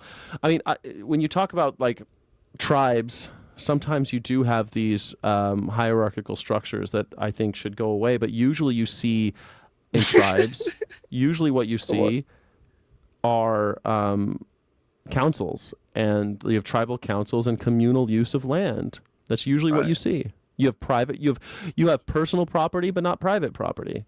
All right, I assume I'm just completely wrong on everything, that we don't need a state at all again. And then, so what does my day look like tomorrow when I wake up? It's not about, listen, this is a big problem, that this show is not about being right or wrong. This show, which is something that I hate, this doesn't have to be a winners and losers zero-sum game, Steve. I'm not assume that I'm not getting what you're laying down is what I said, baby. Just assume that I don't have the prerequisite knowledge to follow you down your path. So lay a stepstone for me, if you could, instead of the Star Trek shit. Well, I was responding to a chat, and was it a super chat? I think I can't see. So. It was just a random. It was just a random someone I just said because it said Star Trek. I don't know. It's hard to. I don't have any super chat, but sometimes I can see it. Listen, when it comes to things like anarchism. Maybe I can lay it on a little bit easier. Okay, so quickly too. It's only at 15. Choosing more democracy versus government control. That's step one. More democracy, less institution. If you want to have organizations, that's great. We need to organize in order to be successful. But having institutions that are mandated, and if you're not a part of it, you're punished, that's not consensual. I'm talking about the true consent of the governed, and also and democracy, direct democracy, as much direct democracy as possible. Sorry, I'm tripping over my words because I'm trying to. No, I don't believe you actually believe this bullshit. I really don't, because you're going to tell me that you'll sit here and you'll tell me all of this lovely shit that you actually believe in, but when it comes to anything that I want, I don't get it because it's wrong. It's so you're full of shit. You're obviously just a liar or just a fucking communist termite. I can't come to any other conclusion. Give me an example. Let's say a group of white people want their little particular island to be just them, of people that they like from their little tribe. They make a little tribe. They don't want other people coming on. You're going to say, fuck that. That's not immoral. That's moral. That's not moral. We want to, whoever the fuck in the world wants to come to your island gets to. That's the bullshit you're going to tell me. Not at all. I didn't say that. Oh. It sounds to me like the consent of the people of that island would be violated in your particular future. So, well, that's not anarchy. You see, you guys have made a hierarchy and you decided you don't want the brown people from the island over to come over here. Why? Well, you've got more coconuts on your island, or you don't want to sell them your wood, or some stupid shit like that. It's like you believe in all this highfalutin nonsense, commie nonsense, and then it's when it actually comes to you enacting what you believe in the real world currently, in the one that you actually live. You're putting a lot it always of stuff comes on me. to. I just told you. I don't think if you had the hypothetical isolated white tribe of some island, wherever. And they don't want anybody on their island because that's just what their culture is, right? They just don't want, they're isolationist. Well, first of all, I think they're probably all going to die because they're going to have like they're all. I don't think it's a good plan. I think they're going to die, and I think that the people there, if that's what they're deciding, and they were unanimous in this, which I find also very hard to believe in your hypothetical, but let's say it's true, Steelman, this whole thing. Who am I to tell this whole tribe of people what to do? They're an island, man. There's nothing. They're not existing within the United States of America. They're not existing within any other. They're by themselves. They've got their own shit going on. So yeah, encroaching upon them seems, antithetical. I don't think that it would make sense to go and tell the tribe of white people living on an island by themselves what to do. Imagine if there was a tyrant on that island that. At the force of gunpoint, decided that the 100 people that voted the way that you say, or that 80 or so, whatever, he says, you know what? We're going to do the opposite of what you want, and we're going to bring in half of the population from that other island and bring them in here. And then whatever negative outcomes occur from that, or you're going to have to fucking deal with. Wait, why not? This other however island? Many want to come from the other island because we have more coconuts here. And they get to come over here. They can just come. As they are. Because one person wants to share, none of the other ones because want to share. Because the government will shoot you in the face if you disagree, or throw you in jail because you made a nasty little tweet. Okay, so I would say that was not anarchy, because you've got the government telling other people what to do and not engaged in any kind of consensual democratic process. Interesting. Okay, when did we vote for what happened on our southern border over the last 50 years? When did anybody vote for what happened there? Over the last 50 years, I mean, there have been plenty of procedural. What actually happened? Let's divorce ourselves 100 years in the future. Let's just go back and look at events. Okay, just pure events. We're going to go 100 years in the future. What happened at this border 100 years ago today?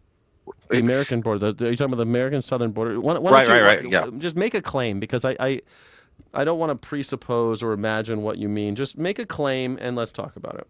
The situation as to where. So you won't even like. I'll just ask you your number. How many illegal immigrants? Holy shit! I haven't even tried. What do you got to give me a? You can't just say, "Oh, you're not." I'm going to ask you. No, I'm going to take your numbers. I'm going to give you a number. I'm going to give you a number. I'm going to let you give me a number. How many illegal immigrants live in America? Your number is absolute fact. Whatever you say. The last number that I heard that I believed from undocumented people living here was 11 million. Okay, let's take half of that. 6, right? Okay. Let's take some fraction of that. We spread them out over the entirety of the Americas. Some portion of them land in your backyard. You don't mind. Some portion of them land in my backyard. I mind. We're going 100 years in the future. You see what is happening, how we've reacted to these things differently. Yeah.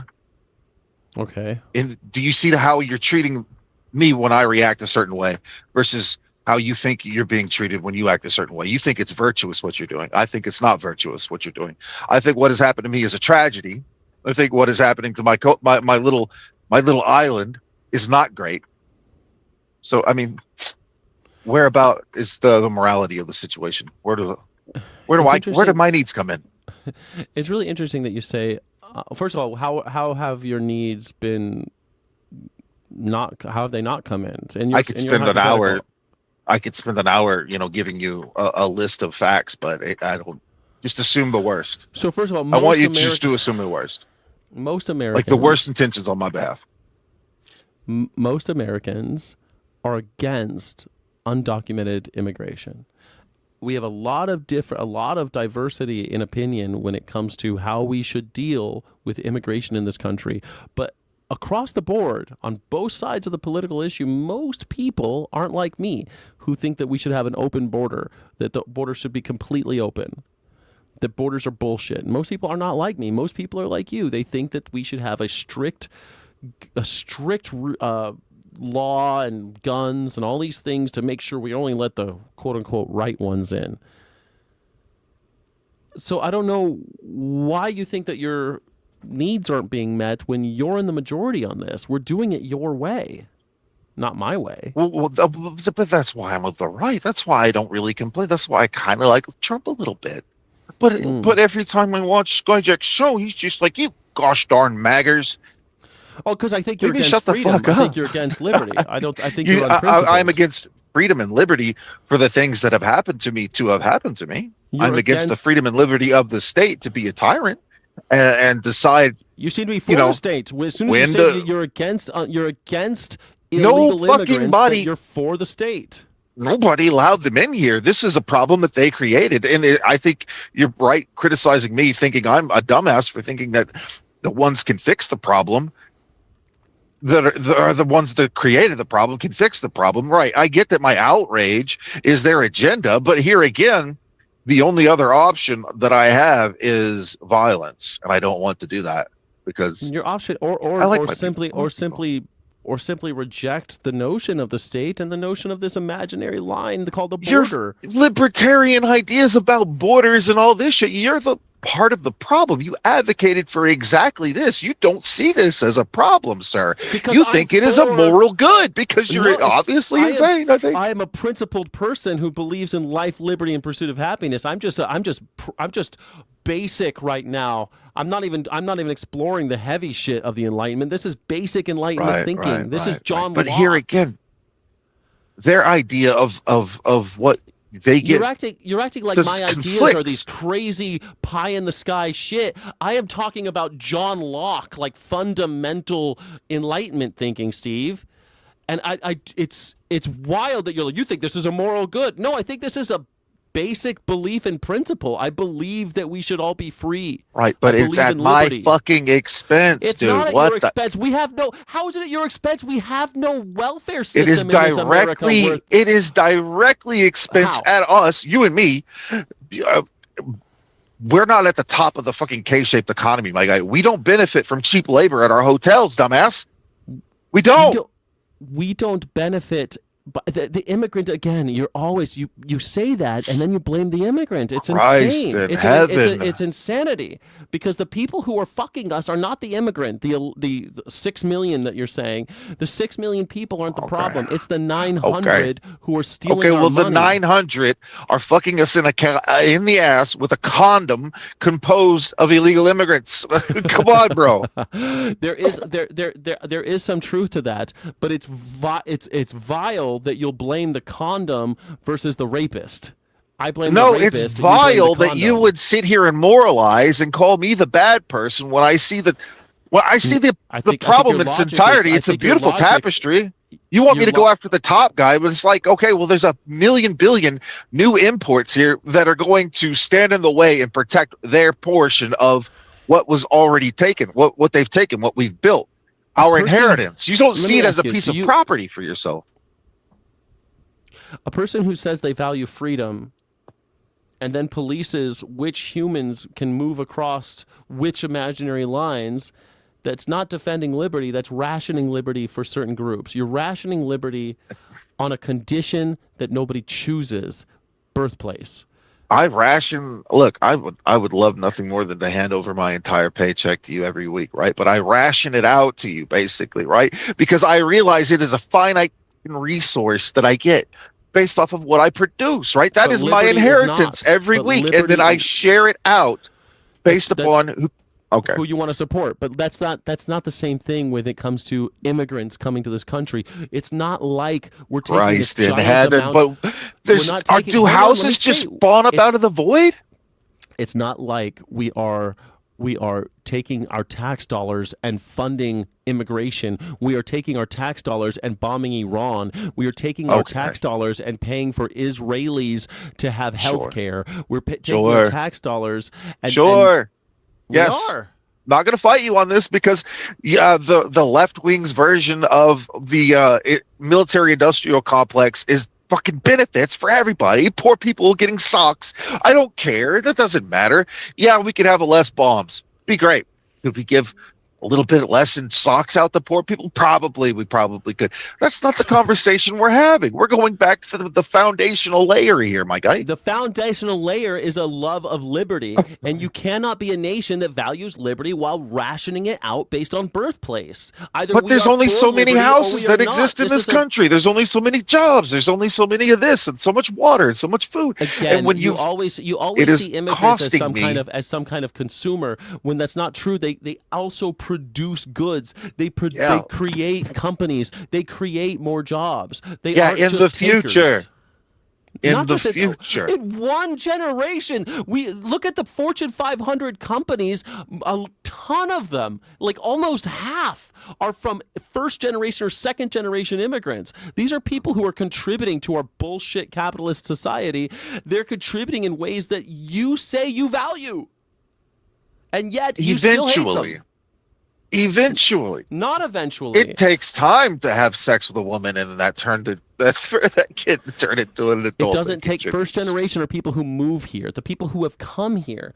Elon Musk is a fucking immigrant.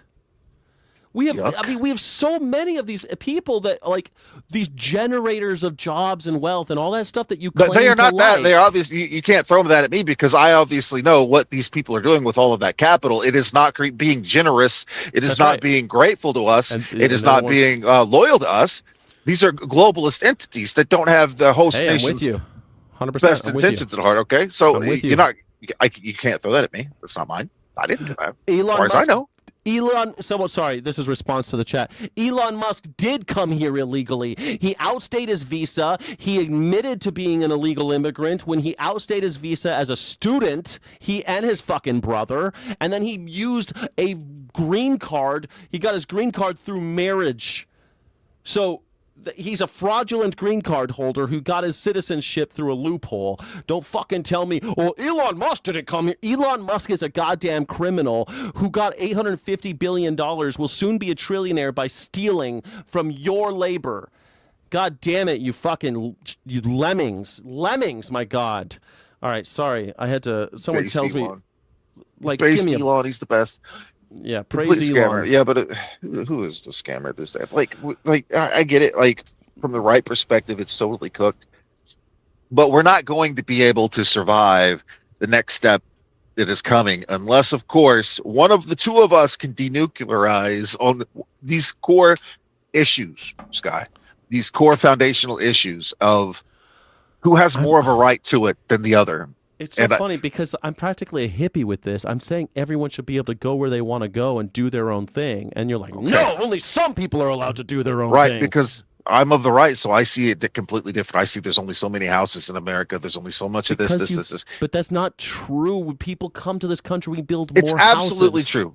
It's absolutely, you will build more houses. You will. Yeah. These things are intentions. These things are. What do you mean we're always building more houses? We're constantly under construction. Go to any city in America, they're constantly building shit. Anywhere you go, there's a construction site. What do you mean? Like there's this weird gymnastics that you do in your head where you're coming from this position of scarcity when we are not in a How world is of it scarcity. $1,100? We are in a world of abundance.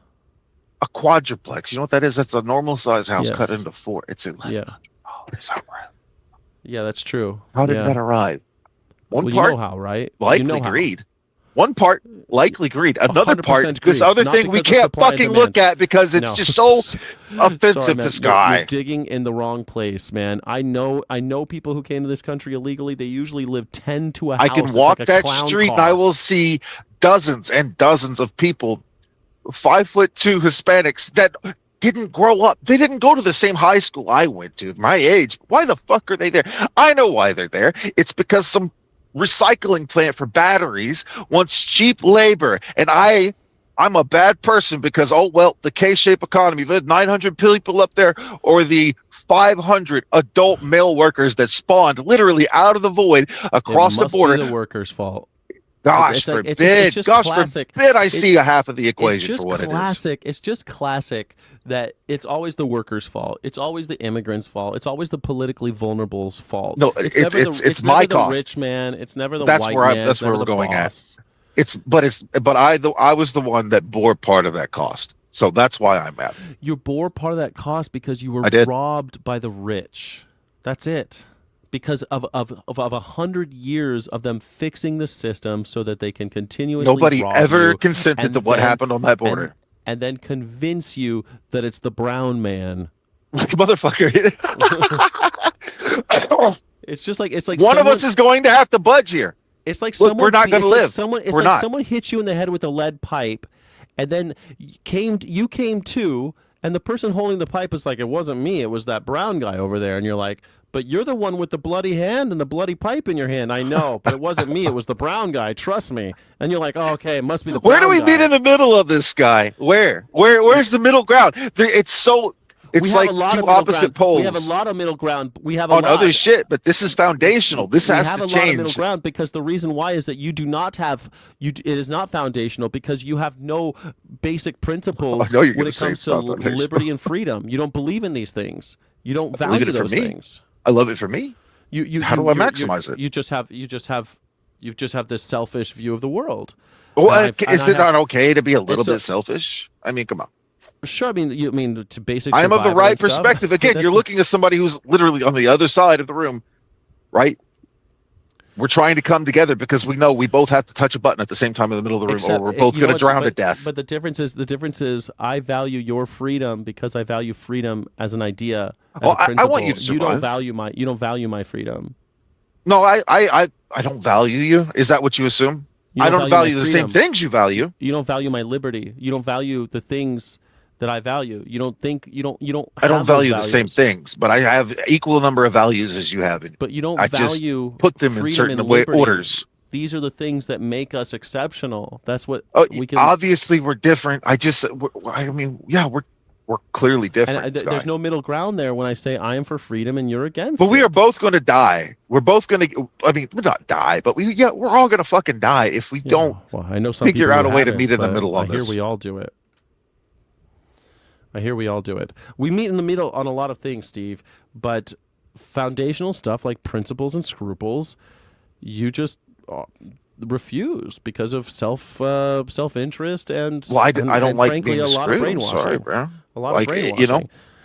I know of no right of race superior to the rights of humanity. That's from Frederick Douglass. Donald Trump says Frederick Douglass is doing great things these days. He's doing great things. Yeah. He's really putting in the work. He's really putting in the work. He's really making things happen. All right. Well, I appreciate you coming on the show and talking about borders with me. I appreciate that very much, Steve. A ding dang do. A ding dang do. Right, bye. Thank you very much.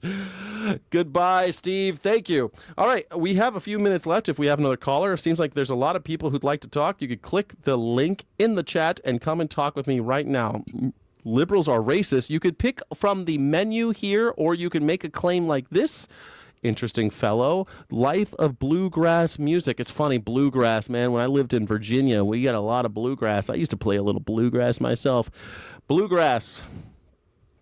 Is it true that all bluegrass musicians are racist pieces of shit? You liberals are so racist.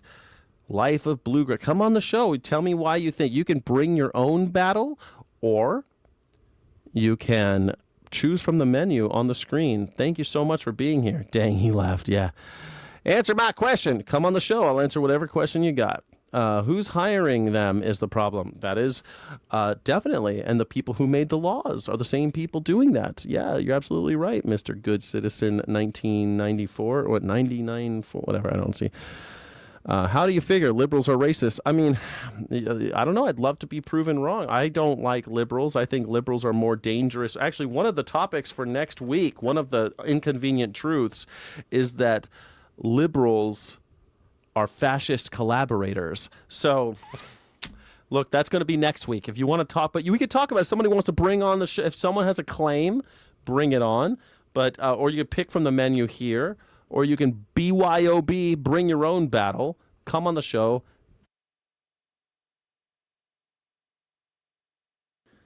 Tell me what's what. Go ahead and do it. Let's do it. Call Issa colonizer. And he didn't have his papers when he came here. The caller is a colonizer and didn't have his papers when he came here. It's true. Brown, that, yellow, black. Oh, Jesus. Go ahead and come on the show, Life of Bluegrass Music. Come on the show. I'm not a liberal, but I'd be happy to talk with you about anything you prefer. Destex, my Star Trek fan here. Bernie only has one house. He rents where he lives in D.C. Yeah, Bernie, the lovable loser, Bernie Sanders. Do you think he changed the politics more than the politics changed him? What do you think? Liberals and MAGA is like pulling teeth. Here I am saying we need to burn down the whole system, and people are like, liberals, though. And I'm like, exactly, man. This is why it says independent under my name. I'm neither red nor blue. I'm neither Republican nor Democrat. I hate both of them, and both of them hate me. If you like that type of thing, if you want to keep investigating and challenging the status quo and questioning authority, and you care about critical thinking, please hit that subscribe button. If you just like robust chat, hit the like button. Oh, great. We have someone named Nathaniel. I'm just going to say your first name, Nathaniel. Would you mind putting in the private chat what your age is, please, so I can bring you on? Just your age. And if you know, if you're picking from the menu, let me know which topic you'd like so I can introduce you. We have Nathan. He's 22. Bring on the number 2. Animal production. Great. Cool. Let's do number 2. 1 second. We're bringing on Nathan right now. Nathan, you're on the air with Skyjack Morgan on Pick Your Battles. Hello. I'm just coming to you right now, and I come from a bit of a weird background because I'm actually trans, female to male, and okay. I agree with a lot of your other opinions, but I was kind of curious about how you came to this conclusion. So how about you tell me first how you got to this conclusion, and then we can go from there. You want me to just tell you my claim on the slavery thing? Perfect. Yeah. If a living being with a capacity to suffer, to bond, to desire freedom, if that living being is owned, confined, exploited, and killed for someone's profit or pleasure, that is definitionally slavery and has been since Aristotle. And that the species doesn't change. The species of the enslaved doesn't change the structure of the crime. And in this case, that crime is slavery. So I ask you, are you for or against slavery? Why don't we just start there? Well, I think it could be good in some cases, actually. Slavery? What cases can slavery be good? Well, for example, if we wanted to really save the West, the best way would be T&D, and slavery would probably be required for that. So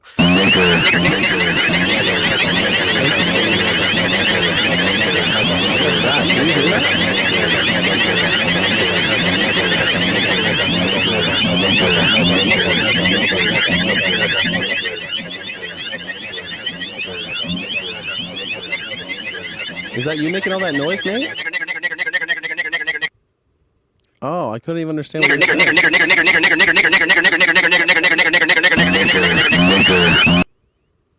Wow, I couldn't even understand what he was saying. Interesting. Okay, so somebody wanted to... I saw somebody else was in the chat. Would you like to join the chat if you have somebody would like to join? That's a typical Magger, I think, happened right there. Cool. Thank you so much for that. It looks like we're almost at the 2-hour line, but does somebody want to come in? I thought I saw another person wanting to come on the show. Yeah, typical Magger. What are you going to do? Magger. That's what they were saying, right? Talking about maggers. I couldn't really understand what they were saying, but thanks. Appreciate that. Is next up Laszlo. Sorry, I accidentally kicked another person who was waiting in line while that happened. Sorry about that. Does somebody still want to come on? Yeah, just a troll. Sorry. Yeah, sorry about that, everybody. I did drop him. Poor Sky, those darn maggers. I know. Yes, see, Steve? You see, this is the type of discourse that I am engaged in. This is the level of discourse on your side, man.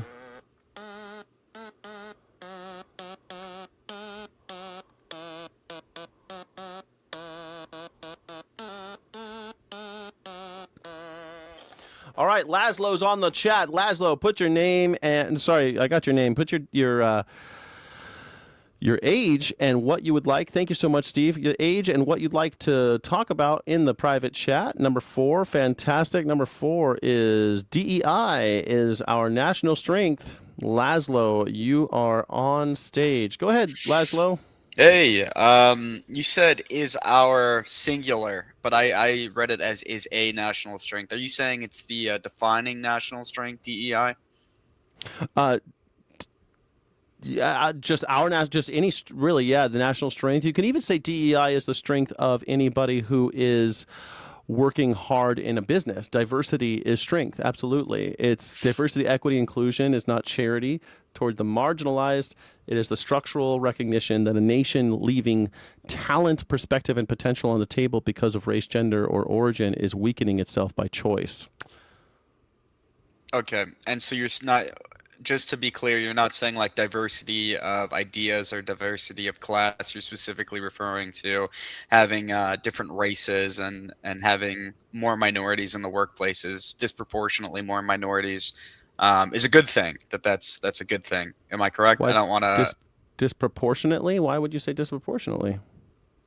Well, you know, if a group makes up less proportion of the workforce, we should overrepresent them because by your logic, diversity is so good that an overrepresentation would be a good thing. That's the logic I thought you were putting forth. That's not, please. No, correct the logic is only that if you're against diversity, you are weakening our nation. You're weakening all of us. Can you say why? Yeah, absolutely. Monocultures are fragile. Diverse systems are resilient. This is true in ecology and business and every other. Is Japan a weak culture? I just don't understand. You're saying like it very broad and very authoritative. It's funny. I lived in Japan. I lived in Japan, and it's fairly diverse. I mean, they've got lots of Brazilians there, and lots of people from all over the world live in Tokyo and Kanazawa, where I lived. I lived in both cities, and yeah, I'd say it's quite resilient. But also, they went through conquest and had tons of different things happen. So people are saying that you're a troll, Laszlo. Okay. Are you trolling me right now? Let's see. Are you here for arguing in good faith? Well, I don't understand. No, I'm not a troll because I asked you about Japan. Now I'm confused on what you define as diverse, because you just said Japan is diverse. Japan is 98% ethnically Japanese. So is a culture that is 98% ethnically homogenous diverse? They're not as welcoming as other cultures for sure, and I would say that they're diverse. Their monoculture is definitely what lost them the war, what eventually was the crumbling of their empire. Would you say that they're a powerful country? Yes, I would say Japan is an economically powerful country. Why are they economically powerful? They can't have a offensive military, as per the Treaty of Versailles. And why is that? I just said as per the Treaty of Versailles. So I know, but we have the Treaty of Versailles because they didn't want to have another World War II, right? So America basically has Is made Israel a our weak enemies country? rich. Israel's not. Again, why is Israel powerful? You're going to say Israel is powerful because of diversity? No, Israel's powerful because we fund them, and America is diverse. Okay. America is strong enough to have all of these other countries as our junior partners. Uh-huh. Well, I've listed 2 countries that you have admittedly said isn't necessarily diverse and is not necessarily weak, but you said monoculturalism. No, I said they're weak. weakness. They're weak and they're fragile. Israel's extremely fragile. Israel's extremely vulnerable. Japan is weak and fragile? Absolutely weak and fragile, 100%. So you went from saying they are extremely diverse because they have Brazilians to now I didn't say extremely. I didn't say extremely diverse. I said I lived in Japan and I met lots of foreigners there. I don't think they're as monocultural as you'd think, but maybe that's because of their weird visa system. I'm not sure, but I met lots and lots Is of China foreigners weak? there.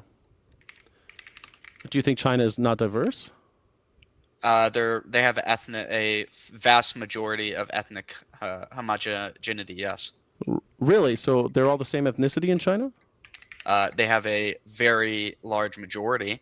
It's 91% are Han Chinese Okay. So are you saying that they're in a strong country of because- over 2 billion. Well, I'm saying you can't say that because it's ethnically homogenous and it's a monocultural country, they are weak.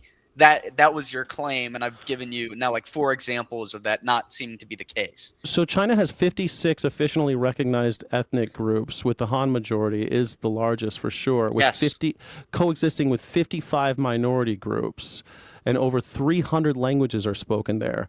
Would you Yes. say that 300 languages would make it diverse? Or I would mean, say what are we talking about? 91% is the same culture, the same race, the same language. 91%, and they're a strong nation. Now, you could say that it would be better if they were diverse. You can make that argument, but your argument that if a country is monocultural and homogenous, they are weak there's been 5 examples now where that's not the case. So just saying No, flatly that's not. that if That's it's not. You're diverse, not. it'll be You're not strength proving is not- anything. is You're not saying. You're fair. saying. You're making these claims with no evidence. They are diverse. You have just because there's a large group of people that are the majority. America, we have a large group that makes up the largest group is white people. Great, but you'd say that we No, weren't diverse because it's not the largest group. 91%. It's It's not 91%. That doesn't matter. I mean, you could say 90% of. I don't know what percentage of Americans speak English, for example. Would that mean that we're not diverse? Well, obviously, your diverse in language is different than a ethnic diversity, which is, of course, what you're referring to when you talk No, I'm about not. DEI. No, so when you DEI is talk not about a- DEI, you mean language. You mean we should have people who speak different. That seems dishonest to say you're not talking about race. Then, when you No, say DEI, what are you talking Hold on, about? I'll repeat. I said race, gender, or origin. And if we leave that potential on the table, then we are weakening ourselves. We would like to make, irrespective of your race, gender, or origin, that you should have the same opportunities to upward mobility, that we don't hold you out based on those things. Okay, well, let's make a distinction here So, between positive and negative, because there's a difference between the negative of let's not have any barriers, a meritocracy as you're kind of positioning it, right? That anyone should be allowed to excel. That's one aspect. But DEI That's what DEI is. That's DEI. no, That's it's exactly, not. you just described DEI. That is not, what though. DEI is. Well, Yes, it is. DEI specifically is positive liberty. It's saying we ought to put people of diverse, quote unquote, backgrounds into positions of power. No, that's not at all. That is not at all what DEI is. DEI is That's not that at all. DEI is not is making it structurally okay for someone who's, for example, any minority group to have the same access as someone who traditionally always did have that access. That's all. Okay. Then we might be having a disagreement on terms, which is so much easier to squash than a difference in ideals. Are you saying then it should just totally be based on skills then and your ability to perform? Is that what you are saying? You're not saying that you have to help people who have historically not been able to get to positions of power and help them. You're saying everyone should just be able to achieve and get to positions of power based on their achievement. So if only a certain group of people were good at a certain field, a certain industry, whatever the reason is, access to education, whatever the reason is is it okay for that field to be majority of that people? Or should the state step in and say, institute things like affirmative action did for universities and say, no, you have to let people of other races come in? Or is it okay if people go based on meritocracy? Which one is it? Because I don't even understand where you're coming at it from. Because you're throwing all these other things into making DEI some boogeyman that it isn't. DEI is merely allowing people to have equity, which means equal opportunity, right? The same opportunity as others in order to access the bounty of our nation. The idea is only that they have access. It's not much. It's really not much. DEI is like a merit in a system that's based on exclusion is reflecting the preferences of those who designed that exclusion. And so when you mentioned meritocracy a lot of times, and I know that a lot of people against DEI will say that, well, meritocracy, if they're good enough, then that's who gets the job. But that's not the case. For some reason, if it's a black person behind the pilot and Charlie Kirk walks in, he says DEI. He doesn't. But if it's a white person, that's meritocracy. Isn't that funny? Like, it's always about exclusion with you, and so you're trying to make it about more exclusion and saying that the white man isn't getting a fair shake because we're finally giving people of other ethnicities an option. In fairyland to where it's hard to even follow you. The point How is it hard to understand me? This country traditionally about Charlie Kirk and exclusion, and it has nothing to do with what because I know because Charlie Kirk is like your guys. Because everyone who's against DEI likes to say like, I'm all about meritocracy. You mentioned it twice. I didn't bring it up. You did. And so I was trying to define what you are proposing. You're saying people should have open access, that no one should be restricted from entering positions of power and excelling in industry, right? Okay, that is a negative liberty principle. DEI, and this is, do you know Clarence Thomas? Are you familiar? A black man went to Yale Supreme Court. I know who I know who Clarence Thomas is. Well, you fumble on these words like equity. You've even misused that and how it's used. But even Clarence Thomas has said, yes, even Clarence Thomas has said when you institute these positive liberty policies where you force institutions to have people who may not be totally qualified into the institution on basis of race, i.e. making sure Harvard admits X amount of black people, even if they aren't totally qualified, what that does is diminish the people who are actually qualified. So there is a big difference. You are trying to muddy it, or maybe you're not trying to, but you are perhaps unintentionally muddying it when you have people who are unqualified and putting them in positions of power because of their race. That is so much different than having no barriers to entry. Did you hear what you just said? One time you quote Clarence Thomas saying that people going to school will disenfranchise others, but then you say you're putting people in power. You're putting people in positions of power. You did. You said you mentioned Yale. You said you're forcing people Yale to let black kids in. Okay, but then you switch and say no, we're putting black people in positions of power even though they haven't earned it. That is a classic bait and switch. You are incapable of following what I'm saying. No, that's not what I said at all. Yes, that's exactly what you just said. You said it's fine. Correct. You quote Clarence Thomas of all people, which is fucking hilarious. But then you use him as this talking about affirmative action to also say that we're putting black people in positions of power now. Which isn't the case. Black people don't get into positions of power based on any kind of DEI.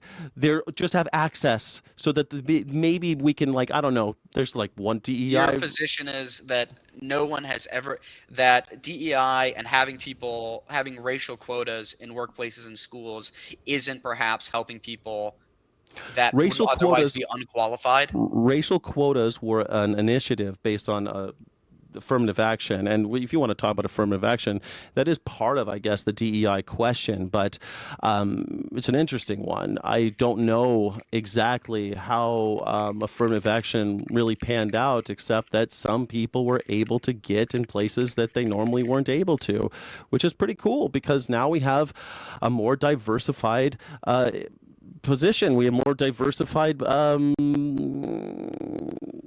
perspectives, and we are able to solve problems more effectively that way.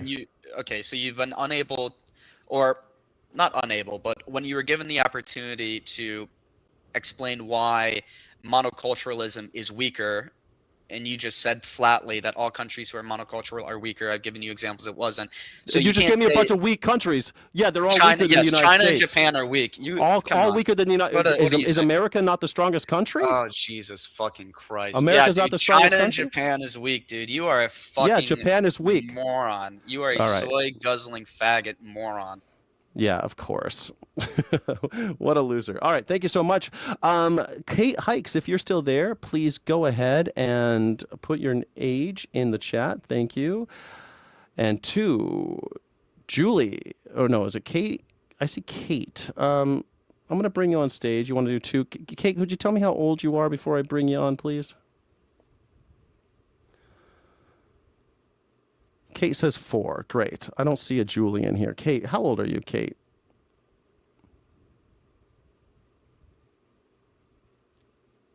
All right. Kate just bailed. Fantastic. All right. Cool. A wild curling regards from Pez dispenser Charlie. Man, I know Charlie's getting fucked in all 3 holes down south in the in hell. It's a shame. Cooked. Yeah, sure. Cooked. China is weaker than Lesotho, dude. It's so funny that, like, Sky, you're chatting with someone that is MAGA brainwashed. That's all right. That's what the show is supposed to be about. But what's funny is that as soon as you push back, they say these things about Clarence Thomas and how white people aren't getting a fair shake to go to Yale because white people, there's no white people at Yale anymore. It's all black people, apparently. But also black people get to positions of power that they don't deserve. Well, white people get to positions of power they don't deserve. Pete Hegseth doesn't deserve the place he's at. Donald Trump doesn't deserve the place he's at. That is far more against any kind of form of meritocracy. The people like that don't want meritocracy. They want to decide who gets to define merit. And, well, that makes us weaker. There's a reason why we win so many gold medals at the Olympics. And it's because we're not all a bunch of white assholes. We got a bunch of different. Look at what happens when we go to the Olympics and we take home all those gold medals. Ain't that funny? Anyway, thanks all for joining. I appreciate you. Yes, Yale is still 75% white. What do you know? I mean, shit. Berkeley's still 50-something% white. Isn't it funny? They always want to play victim, but Yale is still 75% white. But tell me again what Clarence Thomas thinks. famous sexual assaulter Clarence Thomas. What was his name? I don't know. That guy's name was Luzero or something? Luzero? I don't know. It doesn't matter. Dude, these people are too scared to actually debate you. Kate, I wanted you on the show. Kate, come on the show. Why did you bail? Kate, I tried to have you on the show, but you bailed. I just asked for your name. I was trying to get you on the show. Kate, if you'd still like to, it says Kate Hikes, number 4. You want to do number 4, Kate Hikes? Just tell me how old you are, and I'll bring you on the show. Oh, your mic failed. I got you. I thought you were saying that I didn't want to debate you. I did. I wanted you on the show. I'm sorry that didn't work out, but thanks. Maybe it failed. I saw you had like a bunch of images in there too. I don't know what that was, but thank you. China, Japan, in comparison to America, yes, they're very, very weak. Absolutely, they're weak. Yeah, they are. Thank you, Moriarty Club. Absolutely. China and Japan are weak, therefore DEI is good. And that's not what I said. I said that those who want to leave talent on the table and deny access to people based on their origin, race, or gender, that they are intentionally making the nation weaker. I'll say it again because I read it to you. I haven't changed my position. I'll read it to you once again because you seem to have maybe shit in your ears. Here we go. Diversity, equity, and inclusion is not charity toward the marginalized, which is what you said it was. It is the structural recognition that a nation leaving talent, perspective, and potential on the table because of race, gender, or origin is weakening itself by choice. That's what I said. And your question, your rebuttal was, what, so China's weak? Like, that's how you argued, you see. And I'm like, well, China's pretty diverse, but I think they're not as diverse as we are, so they're probably not as strong as we are. And they're not. Japan is weak? Japan is not as diverse as people think, but I think they're weaker than we are. Yeah. I think they're fragile. I think Japan is very fragile. Absolutely. I do. See, you don't know, you fail to even engage with the argument, and that's why you're going to stay stupid. We're pretending racial quotas didn't exist. I said that they did, and I don't know exactly how that plays into the conversation we were having, because that is affirmative action that he brought up, not DEI. You see, straw manning by making DEI about affirmative action is kind of, I tried to treat it as fair play, Steve. I tried to. I'm like, well, you're bringing up affirmative action. I guess we can talk about that, but that's not what we're talking about. That has nothing real. I said, I guess it has something to do with DEI, but it's not really what we're talking about. But thanks again. Yes. You made it. You did. You made it, virtual me. You made it. You finally made it. Indeed. Yeah, John Kerry and Skull and Bones. Yeah, it's funny. John Kerry, Skull and Bones. You know who George W. Bush was also in Skull and Bones. Ain't that funny? Is that diversity? That's diversity. Yeah. Poor white boys going to Yale. I'm supposed to feel sorry for white people not able to get into Yale. Aww. You mean they can't get into Yale as easily because black people get to go? How many people? Let's find out. What percentage of Yale students are African American? 7%. Holy shit, bro. Like, yeah, 7%. 7%. I love these racists get on the show. And it's just like, you're just proving my point, child. You're just proving my point. Thank you. That's really funny. How much darkness do your DE eyelids hold max capacity? Yes, for sure, for sure. Thank you. All right, that was fun. I appreciate you all for coming, and appreciate you all being here. If anything, the unfair advantage was given to people like Donald Trump, who never has had a driver's license, and yet you say that's meritocracy. Well, he deserved it. Well, because he's white. He deserved it. You see, it's always that. It's always, if a black president, then that's DEI. That's affirmative action. But if it's a white president, that's merit. You see, that's the mind of the racist is always corrupted. They see a black face in 9 out of 10 people are white. They see one black person, they're like, you see, affirmative action, that person doesn't deserve a spot. But the 9 other dudes that are white, oh, they deserve it. They had merit. I mean, like that type of idiocy is, it's truly, it's profound, and it's so vast that it's difficult to go up against. Anyway, thank you all for being here. Illegitimately non-carborundum. Don't let the bastards grind you down. He never tied his own shoes. He's never had a driver's license. He's never tied his own shoes. Yeah. DEI driver's license. Yeah, he had a DEI driver's license. Donald Trump has always had someone to drive him around. He's never needed a driver's license. He's always had enough money to have someone else drive him around. But if a black man gets through school, overcomes adversity, overcomes racism, overcomes all of these obstacles, and somehow makes it to be a CEO or, oh my golly, a president, that is DEI unfair advantage. But the white guy who's never had to learn anything, never had to read a book, never had to do his homework, never had to get a driver's license, never had to wait at a bus stop, never had to do anything, has had everything handed to him, that's merit. Brilliant. Racist minds will always be corrupt because they're afraid to have critical thinking. Indeed, Bruce Notley. Indeed. All right, thank you very much for being here once again. Illegitimately non-carborundum. Thank you. Tomorrow will be the last time with these. So if you wanted to argue about one of these things with me, please do tomorrow. I'll be back. And if you haven't already been here for the Morning Sky, that's my flagship show, and it'll be on in the morning. Thank you. California DEI driver's license is here. CDL for, oh, fuck me. Dumb shits. All right.